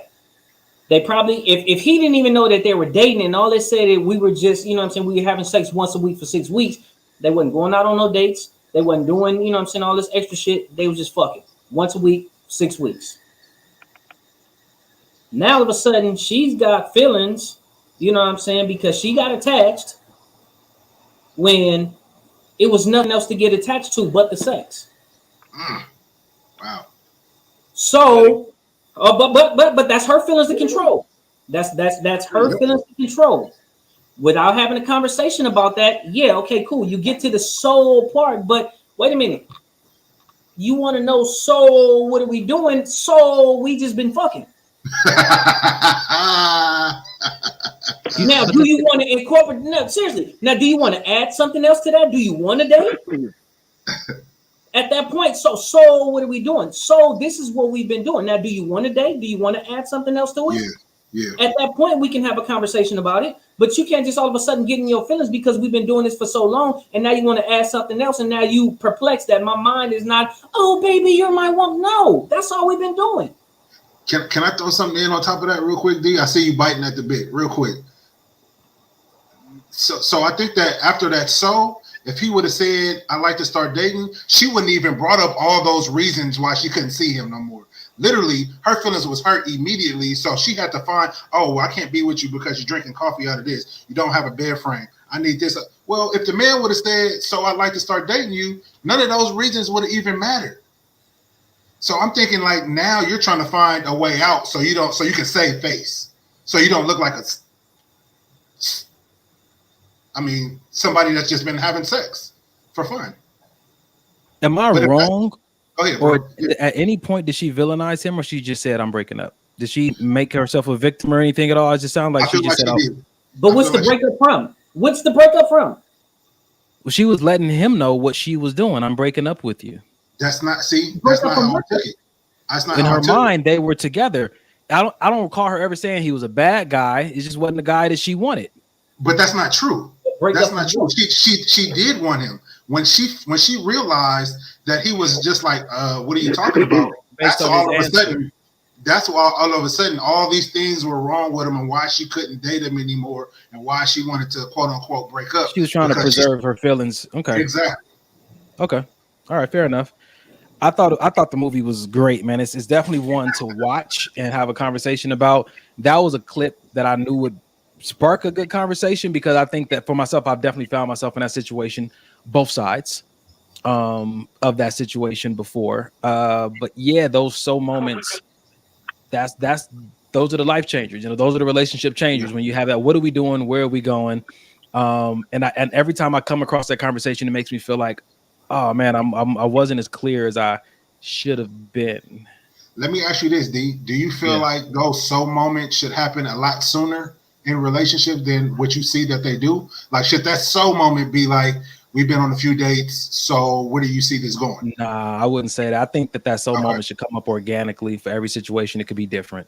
I wouldn't say that though, because everybody doesn't do the so. Like my boy didn't have no moments. He's just like, we having sex. Period. He had one later on in the movie. I'll tell you that. Oh, did he? Okay. Yeah, later on, he had him a very strong moment. I think that for me, I would just say like I'm very big on like people saying go with the flow. I think that every relationship should be approached from the unique personalities of the people in it. I do think that you can do your best to communicate, and there can still be miscommunication. I do think that you need to be cautious of who you laying down with because there are some things that attach to us spiritually that affect us emotionally. And if it affects you emotionally, that means it affects you chemically. And if it affects you chemically, it can cause disease and illness in your life. Even if you don't catch an STD, you can catch something emotionally and spiritually. So I think that because these kind of misunderstandings and people don't always take the high road out, she could have wrecked his house or called her brother and all the other kind of stuff. It could have escalated into something, like honestly, it ain't really that big of a deal just to, get a nut off. So I just think that, it's just, just be wise and be careful. That's all I would really say about it. Yeah. Agreed. Okay. All right. I like it. Cool. Well, let's keep moving then. How about who? All right. You want Mike? We going black on black? We're going black on black.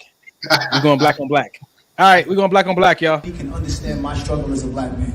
When I come home at night, I don't want to have to explain to my wife, who may not be black, why I'm angry.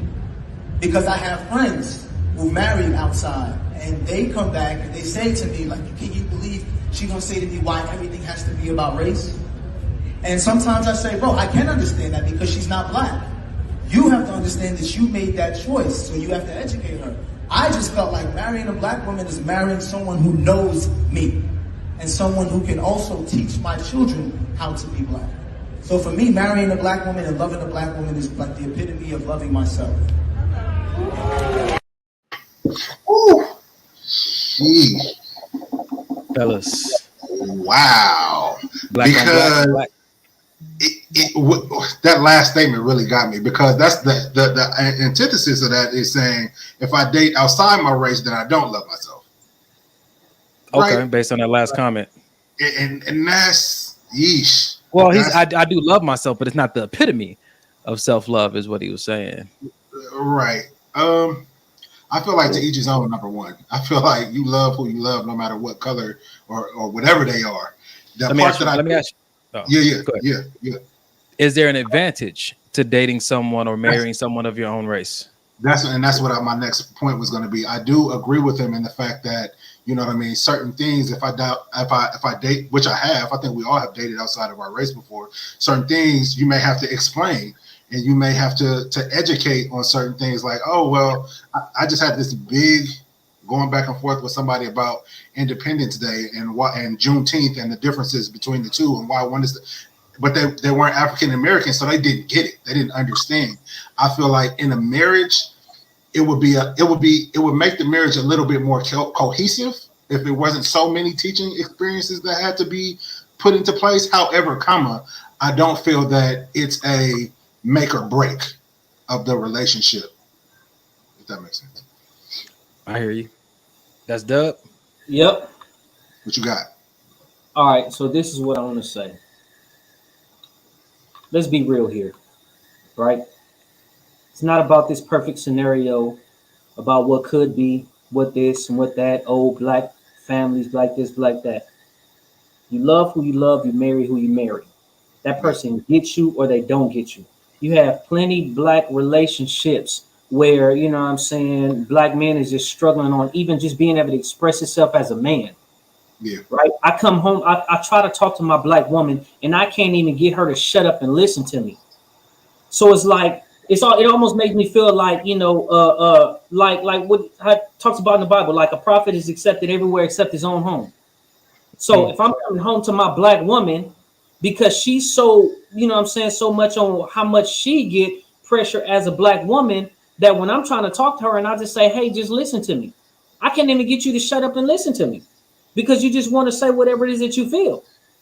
So, and I'm not knocking anything on our black women to say everybody's like this, because nobody fit the perfect mold of everything, right? You can't just generalize and say all people are like this or all these people are like that. So you love who you love, you say what you say. In a perfect world, yeah, being with somebody, you know what I'm saying, of your same ethnicity like that, maybe they will get you. You think they will get you. You think they will understand certain things like that. Yeah, maybe they understand certain things like that, but then they bring you a whole nother world of problems and drama and issues on another hand. So when it comes to stuff like that, I mean, like, I like that couple. I love listening to that couple, but when it comes to love and relationships and life, you do life with the person that works best for you. It doesn't matter if they black, white, Asian, whatever. You do life with the person that works best for you. Not to say that this person understands and knows my struggle, so it's gonna make it better. So when I'm listening to it, and I like what Errol said, because I'm listening to the video and I'm under the assumption that what you really want is someone who understands your struggle. Is experience the only way to understand it? What if you marry a black girl who failed Black history? Like, what if they just don't understand the struggle and they are black? And I say this because Carrie had to pull me to the side a couple of times because there's certain things about Black history I'm just like, but Kanye said that slavery was a choice. No, but I understand, and I think that, you know, for me, answering for myself. You know what I'm saying? I definitely don't hold one race over the other when it comes to, you know, who I'm going to marry. Could it be an advantage? Yes. But is that the biggest advantage that I need? Exactly. I don't know. Yeah. I can clearly say that it's possible that it could be an advantage. But like Errol said, it's possible you can marry the same race and they know nothing of the culture, when Betty over here knows the culture backwards and forwards and been an advocate in every pep rally there's ever been. You know what I'm saying to you? So I don't think that's a shoe-in that you're going to end up getting the support that you, in the understanding that you really desire as a black man. Real quick, off topic a little bit. We were blocked on the Maybe This a Whole page, I guess, for that last clip. So if anybody was, just go to one of our pages or go to YouTube. You can pick it up there. If you were watching the Maybe This Help on Facebook and got blocked. Hold on. Interesting. That was it. All right. We can, if you want to go in there real quick and dispute it, Kerry. Just put in a quick dispute and they'll put it back up. I just made it live again. We just went to okay. Cool. Top of Viagra. Okay. Anybody else want to comment on that? Jesus. Viagra just threw me. So my brother had to open my eyes to dating outside of my race. You squinting still. You still squinting. Your eyes ain't really open. You not really. But that's, I feel like it's a personal thing, because where Donnie used to say it's like dating my sister and my mother, or Dub, you know, had an array of a vision of I could go this route. For me, it was nothing against. It was a different type of love for me. So I think that the experience of the things that you go through, you want to be with someone who can cultivate that in the moment with you. And you don't want to have to, I don't want to have to think about with what I'm saying, is it gonna offend you while I'm in my moment of whatever has happened? Because this is still a relationship we're in, but now I have to I can't be or say everything that I want to say in this moment of feeling because I just got pulled over for no reason, or whatever the situation may be. I can't express how I feel right now to you. I'm going to have to express that to somebody else. I can try and express it to you, but I still have to make sure that I'm not saying anything that's going to shift us.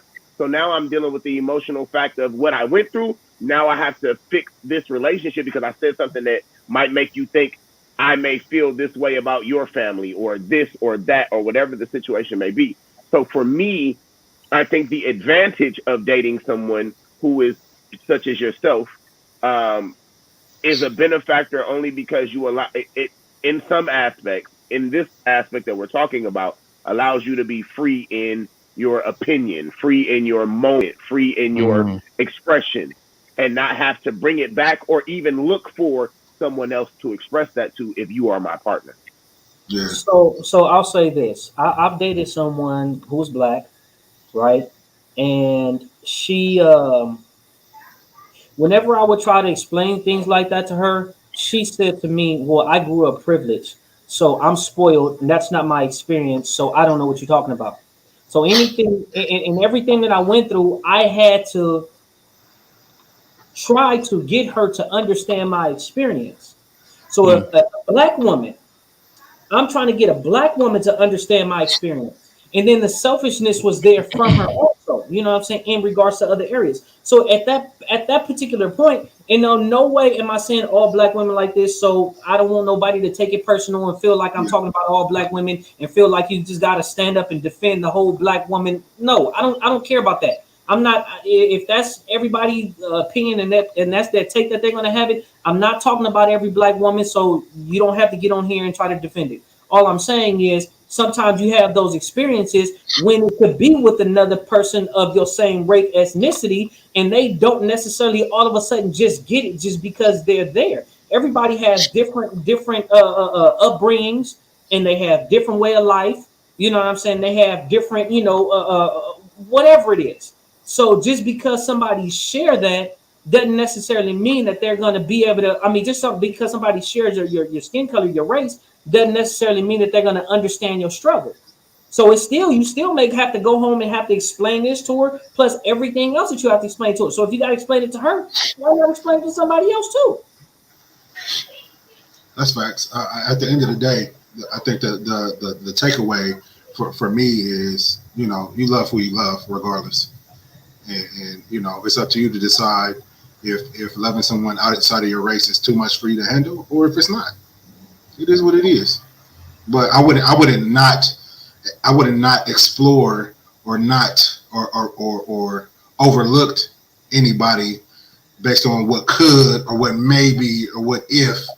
If we meet and we vibing and we mesh well together and all the moon and the stars align, and it don't really matter what color you are.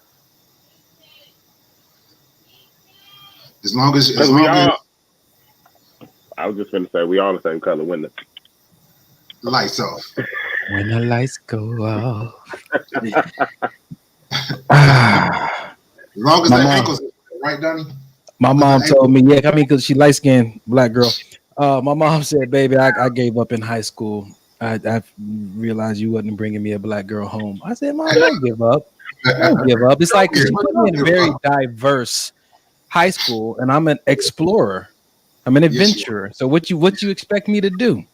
I'm gonna test all the flavors. I'm gonna see what's out there. I mean, from 31 flavors, from Russian to Indian to Sri Lankan to Russian again to Asian to Cambodian. Like, it's just, you start to just kind of he had this Cambodian trip for like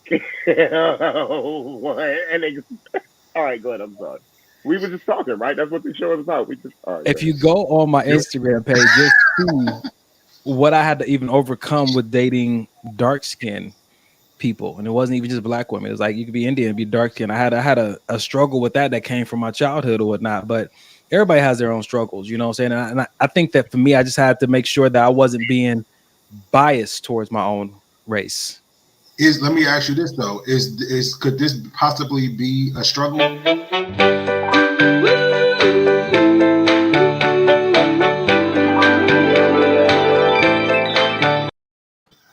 Nope, know exactly what to do with it. No struggle at all. Carrie and Errol just that smile. Errol just smiled like he was third grade pictures. Dream. Jesus Christ! Put on. Oh man! Let's see that video one more time. No, we're moving on to the next one. We're gonna go into this conversation that people have been asking if we're gonna get into. So I'll play our commercial first, then I'll play the video.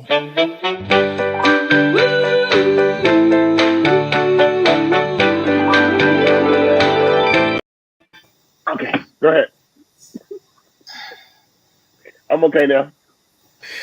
All of a sudden, everybody wants a black girl. All right, so I think that she has my advantage.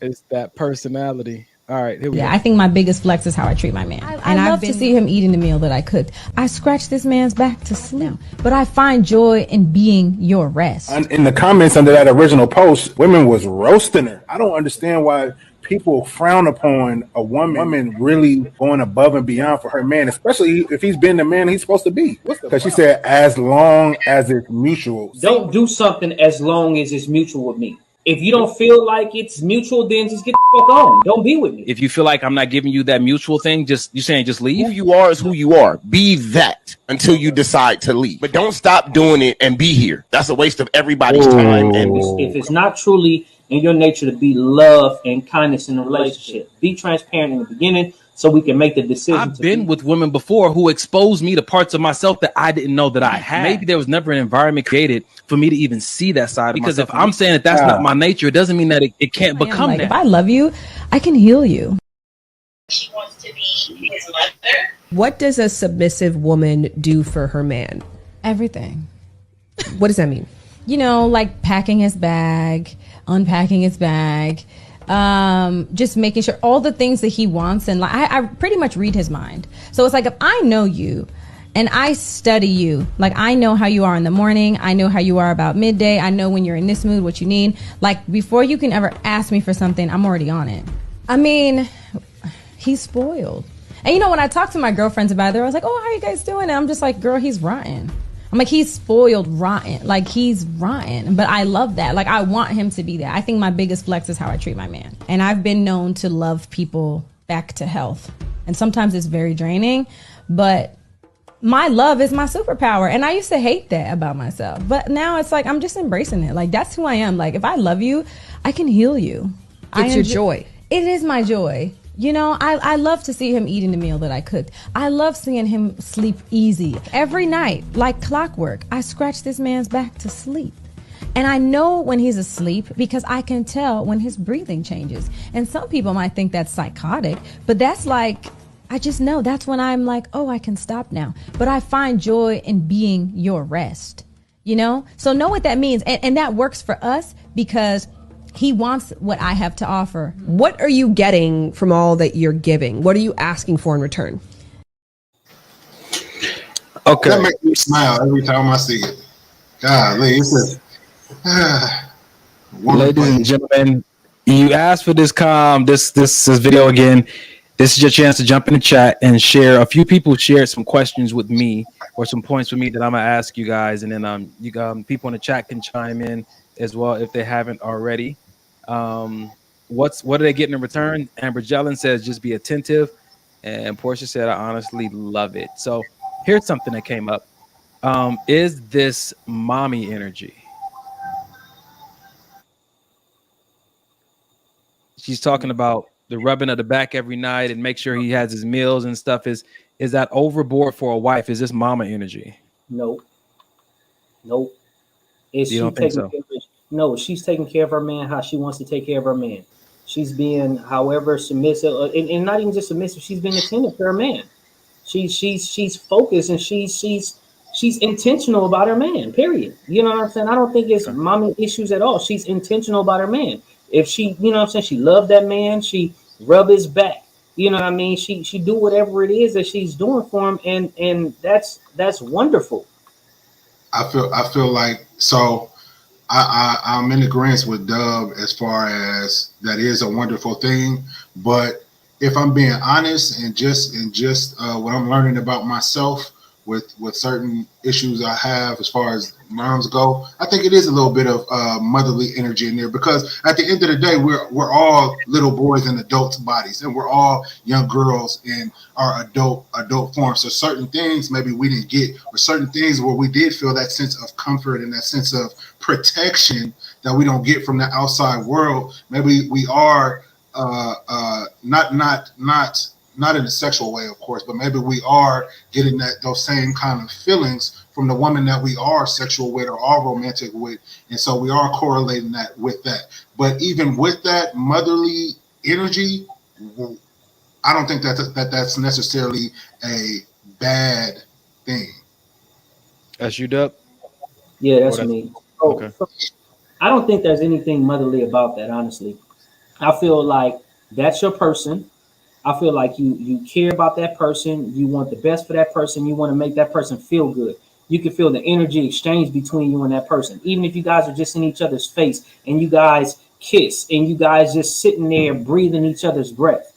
You know what I'm saying? It's just those levels of intimacy, however it is, whether she's rubbing your back, whether you rubbing her back, whether you rubbing her feet because she just came home from work and you just looking at the look on her face, or she's been walking around, whatever, you rubbing her feet, you rubbing her legs, you rubbing her shoulders. It's just you being attentive to your person. And I don't think that has anything to do with motherly, the nurturing that you didn't get or that you used to get from your parents. I think that's just a simple fact that that's your person and you want to please that person, period, hands down. Gary, you got something you want to add? I agree with Dub. I mean, in a relationship or in that form, I mean, I like my back rubbed. But if my mama rubbed my back, I'm gonna go to sleep because it's comfortable and you know what I'm saying? Like that's a nurturing, and that's a woman nurturing you. If my woman rubs my back, you know, she may rub my back and I may go to sleep, or I may give her that I'm sleeping, I raise up and let her slide them off. You know what I'm saying? So it's a different situation. You know what I mean? But it's still the fact of nurturing. You know what I mean? A woman is a nurturer. That's what she does. That's what she does as a mother. That's what she does as a lover. But God put that in women to be mothers, though. That nurturing fact is did he just say that it was only to be a mother, or did he, or are you nurturing in the aspect of being a being of a woman? As far as I know, it's because mothering. Because where God set up for where she is our rib, doesn't that nurturing come from that aspect of she came from me, so she knows what I need? Are we saying that men don't nurture, or we haven't been called to? Or no. We're talking about what this woman did. We're not going outside of that. We're talking about this video. We're talking about what she says she does, and how someone else said that it could be mothering. My whole thing is I don't think it's mothering. I think it's vagina-ing. I mean, I feel like that's something that a lot of women have that maybe that every woman doesn't necessarily tap into. But I do believe that it's there. I do believe that it comes naturally. I think that men have to develop being nurturing. I think that sometimes isn't something that comes so naturally. But I think for women, I think that's something that just it comes. It happens. It is. It's their being. Okay. All right. So I'll put this up because somebody else said the same thing. She said, I think women got upset when they found out her man is Cam Newton. But she said something earlier. Let me see if I can find it. She said, I think it's great. Ashley said, I think it's great. She just needs to check in with herself when she gets in those draining moments and make sure her cup is full also. So these two go together. One of my friends, one of the people who hit me up said, would she be doing it that way if her man wasn't, breading her off like that because her man got bread? Would she do that for a normal guy? And also, is it being reciprocated, or she's doing this out of fear? Is it like a chore or a chore thing, a to-do list she feel like she has to do every day? Because haven't women outgrown that? Aren't we more than just the household stuff we can do? Aren't we more than that? That's the damn problem. That's the problem. I got a question with that. Do you get to remove exactly that is the problem? Go ahead, bro. And that's the same thing I said. That's the problem right there. Like women, they run from the submissive word, right? But then they wanna talk about where the Bible says, husbands, love your wife like Christ loved the church. He gave his life for him. You want me to give my life for you, but you don't want to submit to me. That's also what God said, right? So you want to look at part of it, and then just like what you was just now talking about, bro, it's like, oh, I've outgrown these things, so now I'm at a different level. I'm a different woman now. So what about all the other things that you know what I'm saying, did or used to do as a woman? But what about all these things that you still want me to do as a man? What if I say, hey, I outgrown those things? I don't do these things anymore because, hey, we're at a different level of life right now. Do I get that right to just say, hey, I don't do those things anymore? Or do I say, hey, still as a man, I'm still doing certain things for my woman, period? Yeah, no, I agree with that. I also agree with the post you put up, Donnie. I don't know what her name was. Her name Alexis or Alex? Ashley, yeah. I agree with Ash. I feel like that's great that she does that. I think that the important part is to do those self check-ins with herself and make sure her own cup is full. And if she sees that it's full and she's getting whatever she needs out the relationship, then more power to her. I don't think that that's a harsh thing to say. Haven't women outgrown that? Haven't women outgrown what? Being attentive to their man or catering to their man, if you will. I don't think that's something that you grow out of. I think that's, I love my partner, so I'm gonna do. Let me ask you. I'm gonna ask you this question, Mike, so you can finish that statement, because I want to make sure that I'm conveying these people's idea properly and not butchering it. That their identity doesn't just lie in that they're more than that. That's what I'm kind of, I think that's what the energy was that I was getting from it. Like we're not just, second class citizens. We're not just, homemakers. Like the message was that men aren't always fit to lead because they're not strong at everything. Sometimes the woman should be leading. And so aren't we more than that? And if somebody else came behind that and said, if she's showing that kind of energy, she's showing a man that if they have kids, like this is who I am, this is what I do. It makes him even more comfortable to want to have kids with you because he know they're going to be cared for. But aren't the women more than just people who make babies and take care of babies? Aren't we more than that by now? I feel like the truth that based on the video, I feel like the truth that Cam's wife lives in is that this is who she is as a wife, and she's okay with that. And I don't think anybody else should have anything to say about it. Okay, go ahead. No, I'm just saying this is her truth. This is Cam's wife's truth. And I feel like as long as that's really what it is, and she's living in that, and she clearly thinks everything is okay with it, then let it be okay. Let it be okay. How about this? None of us are Cam, so we don't know what Cam needs.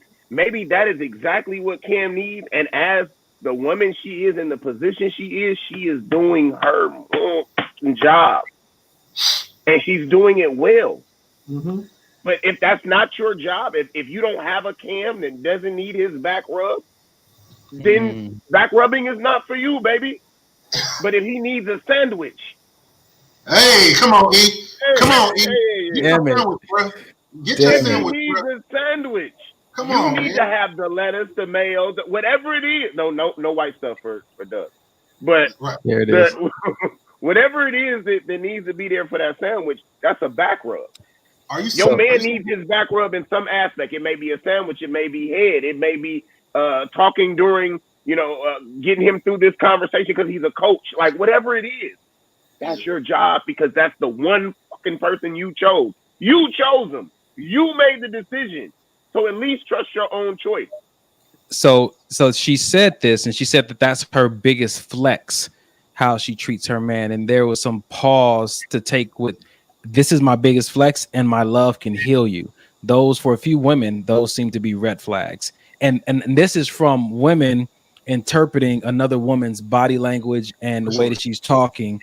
Like, those can be red flags. How do you guys feel about that? So I'll say this.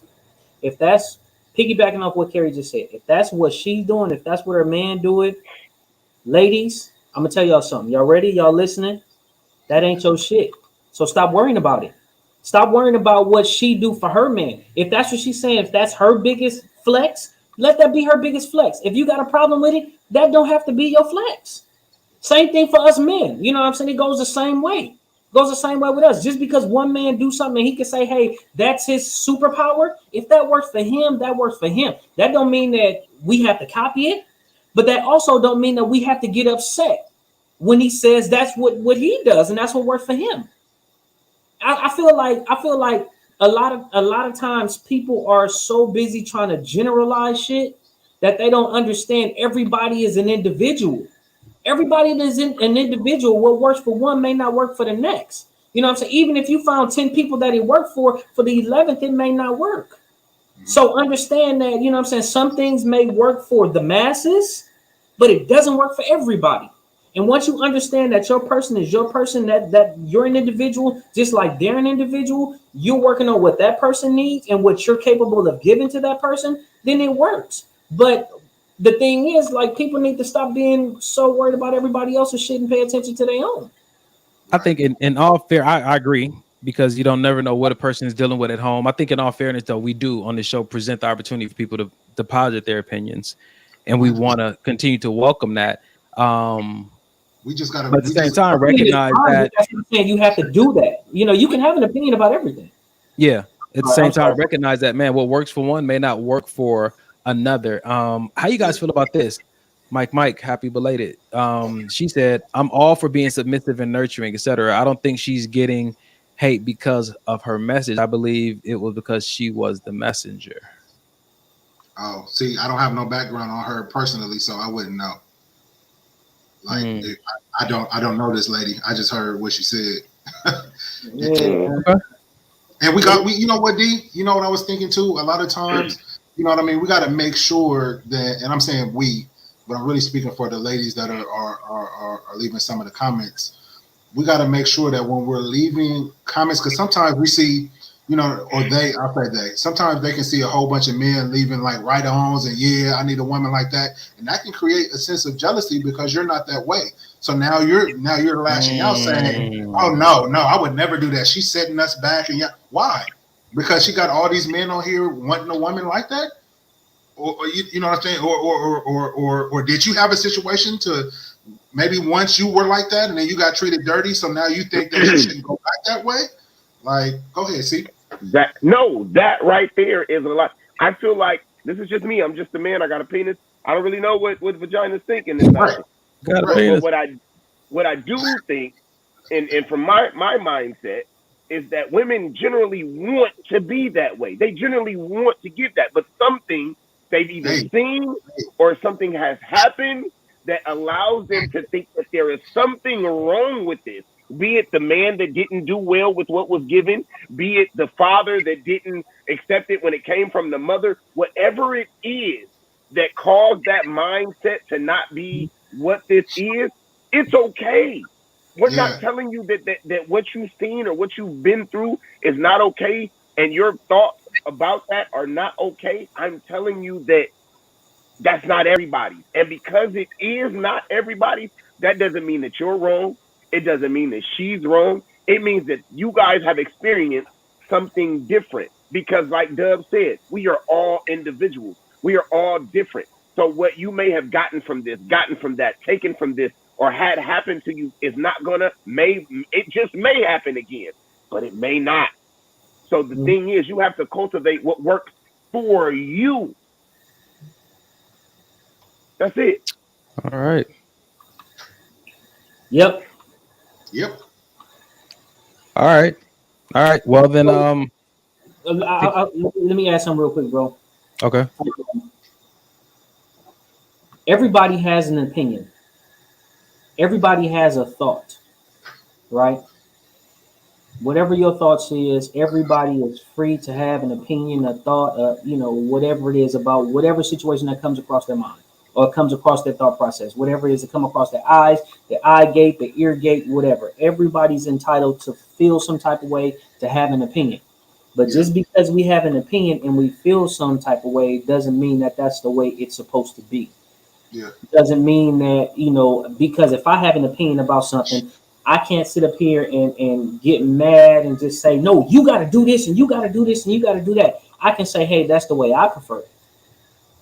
Okay. I say it all the time. Look, everybody can do whatever it is that they want to do. If it works for me, then it works for me. If it don't work for me, then I'm going to remove myself.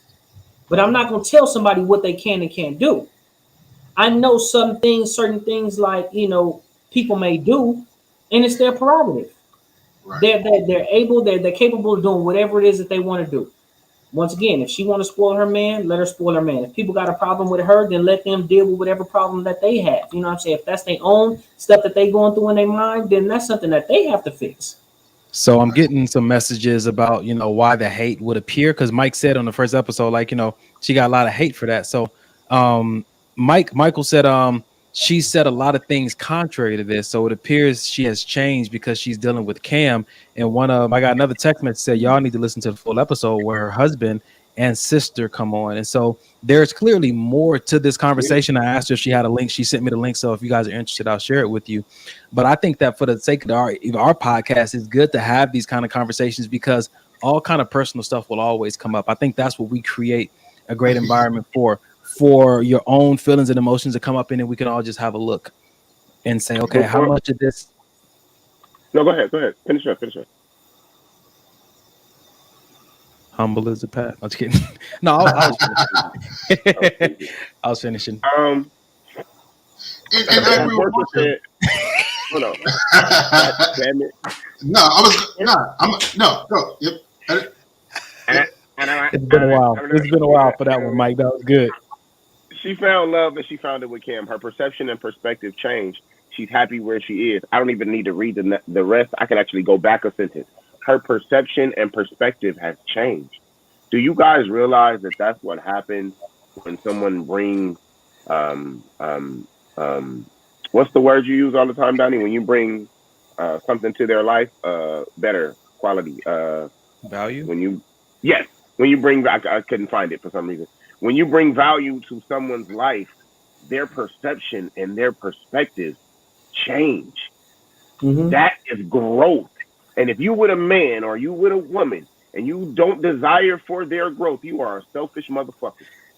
Excuse me for using such foul language in that fashion. But how can you say you love someone and you don't want to see them grow? How can you say is it because you don't want to see them grow and grow beyond you? Bloop. Whatever it is, perspectives and perceptions change, and that's what I desire. Now, if we're growing together, that's even more better. Somebody said that what she gained was them M's. That's all Kim bought was them M's. That's what made her perception change. Whatever it is. Whatever it is. Rub my fucking back. Back my clothes. Tell you like this. I'm gonna get married and come on here and say I disagree with everything I've said previously to this. I was wrong. I was wrong about everything. Hey, real quick. I know we passed time, but Donnie, it's our show. We do what we want. What's up? Kind of like your post. You don't ever give your standpoint on how you feel about it. You've heard from me and Carrie and Dub. How you feel about it? Oh, okay. I mean, sometimes I just get in that position of wanting the conversation to go forward. Right. But it's not one of those times, though. But bang. Humble is the path. Humble. You should have saw Doug. That was like, damn. Humble is the path.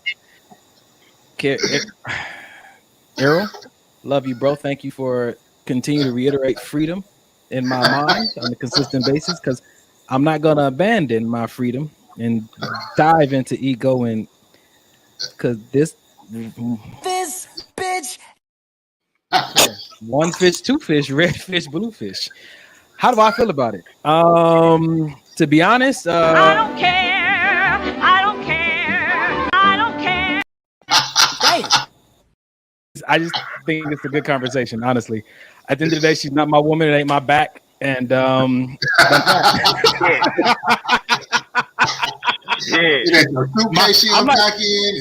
like Dub. Like, I need my back rubbed, and Dub need his sandwich. So that's good for them, and that works. I mean, but honestly, man, it's great that, you know, if her perspective is shifted, there's a lot of information we don't have. I love the fact that anybody can get on in a public setting and share how they feel today. I told you guys a long time ago, my mentor told me, he said, everything you say is so far.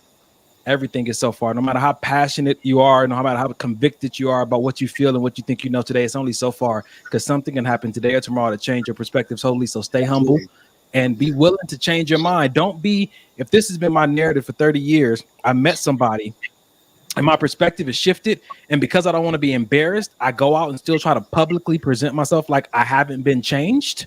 That's a disservice to you and that person, and you're probably gonna self-sabotage it because of that. Be willing to say, I made a mistake, I was wrong, I'm still learning, I feel differently, and change your mind again. I mean, it don't matter, man. Just whatever your path is, live your path out, and if people are gonna judge you for doing it left or right. So, you know, I think that this is a good opportunity for us to see where we are and make sure that when we get in these situations that we don't do what we say we don't like, or if we do it, say, I'm sorry, I was wrong before, now I want to see it done differently. I'm gonna tell you one thing that's never gonna change for me about the things that I like and I don't.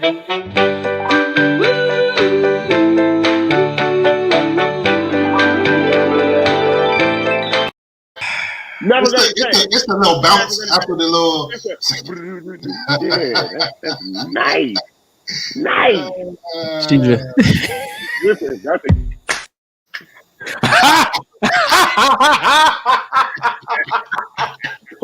Who did that? Was that Carrie? Oh man. Oh man. Well, I think that Mike said something that was extremely important. Are we doing another one, or are we closing the show out? Yeah, let's close it out. Mike said something that was extremely important. Sometimes it's, you know, these conversations we engage in allow us to see something about ourselves, and maybe there is, you know, something was triggered inside of you, and you recognize in this moment, you know, say, oh damn, like that situation totally took control of me emotionally or mentally, or maybe you disagree with everything that we're saying and you want to find a better way to convey what you believe in a podcast setting or in a book or something like that. You need to learn how to better communicate. I say it like this, man. This is for everybody. 24-hour mental health hotline. Remember, we talk about mental health being the access to your best life because it helps you make your best decisions.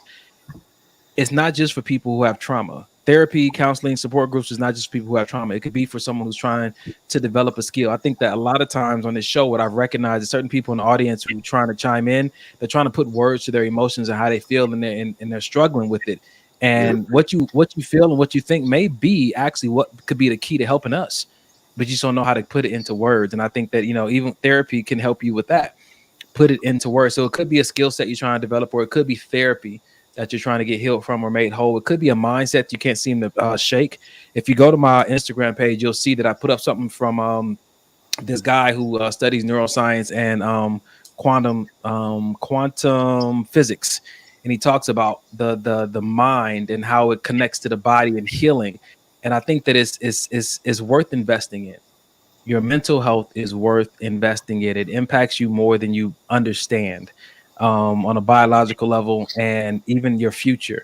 So start that journey today if that's something that you feel like you really want to sit down and talk to somebody about some of the issues you're facing or some of the inadequacies you feel like you have that you want to get developed. You can call 1-800-854-7771, 1-800-854-7771. We have an incredible testimony. One of our viewers actually got a chance to call this number for a coworker. She didn't have the number at the time, couldn't remember it, and ended up reaching out to Errol. Errol gave her the number. They got the person the help that they needed, and that's all we really want to disclose from that situation. But she was so grateful. She was like, Errol really showed up for me today, even though we put this number on the show every week. She just didn't have it. And if Errol had not been available, that could have been a bad situation. So write this number down, take a screenshot, or call Errol. If you need this number, 1-800-854-7771. And all jokes aside, man, like Errol, I thank God that you were available and checking your direct message at the time or the text message, whatever it was, she reached out to you so she can get that number from you. Because I told you guys before, if this podcast exists just to save one life, it was worth it. Everything we do during the week to prep for this, every time we show up and do 2 hours, it was worth it if it saved one life. That's important to God. That's important to the kingdom. So we thank you guys for the way you contribute and the way you pay attention. If you have any insight or other videos or posts you would like for us to discuss on this podcast, go to maybe this will help the podcast at gmail.com. And yeah, well, we appreciate you guys. Amen. Errol. Yeah. Fellas, y'all got anything y'all want to add to that? Nope. Nah. Great show, guys. In my high pitched voice. The same thing. What was that? We Great gonna show, guys. sounds like Denim. I mean, not yet. A little bit. Denim CJ mix. We gonna have Kerry pray us out since he's back with us tonight. Reverend Baptist False Alarm Darrell. Gonna be quick. Dear Heavenly Father, we thank you for this day, Father God. We thank you for all the many blessings that you've stored upon us and our family, Lord. Often we come with words of admiration and words of gratefulness, Lord. But we just want to say thank you, Father God. Thank you for the ability to have the ability, Father God. We thank you for all the things, for blocking the things that we don't see, for giving us the things that we do need, the things that we don't need are pushed far away because we know that it is not in your plan, Father God. And even if we believe that it should be in your plan, Father God, we don't know better than you. So, Lord, we thank you for this day. We thank you for everything that you've done for us and our families. We ask that as we go throughout this week that you continue to cover us as you have always done, Father God. One thing that I have realized is that I have never gone without, regardless of what the situation looks like, Father God. You have never failed me, Father God. So I know for a fact that you will not fail me in the future, Father God, because you are not capable of doing it, Lord. And if anything that I'm not getting, it is because of I don't need it or because it is something that I am not doing to be there to get it or receive it at this time, Lord. So I'm asking that you cover me, guide me, and do the same for everyone that is listening, those that need it, Father God. Touch us in a special way, Father God. We thank you for all the many blessings that you have given us and will continue to give us. Cover us throughout the week, our jobs, the people that we touch. Let us conquer much more land, Father God. And we thank you and we praise you. And for you are the only one to get all the praise. In Jesus' name we pray. Amen. Amen. Hey, real quick, right before we go, I just want to share something that I don't care. I don't care. that was good. No, that was good.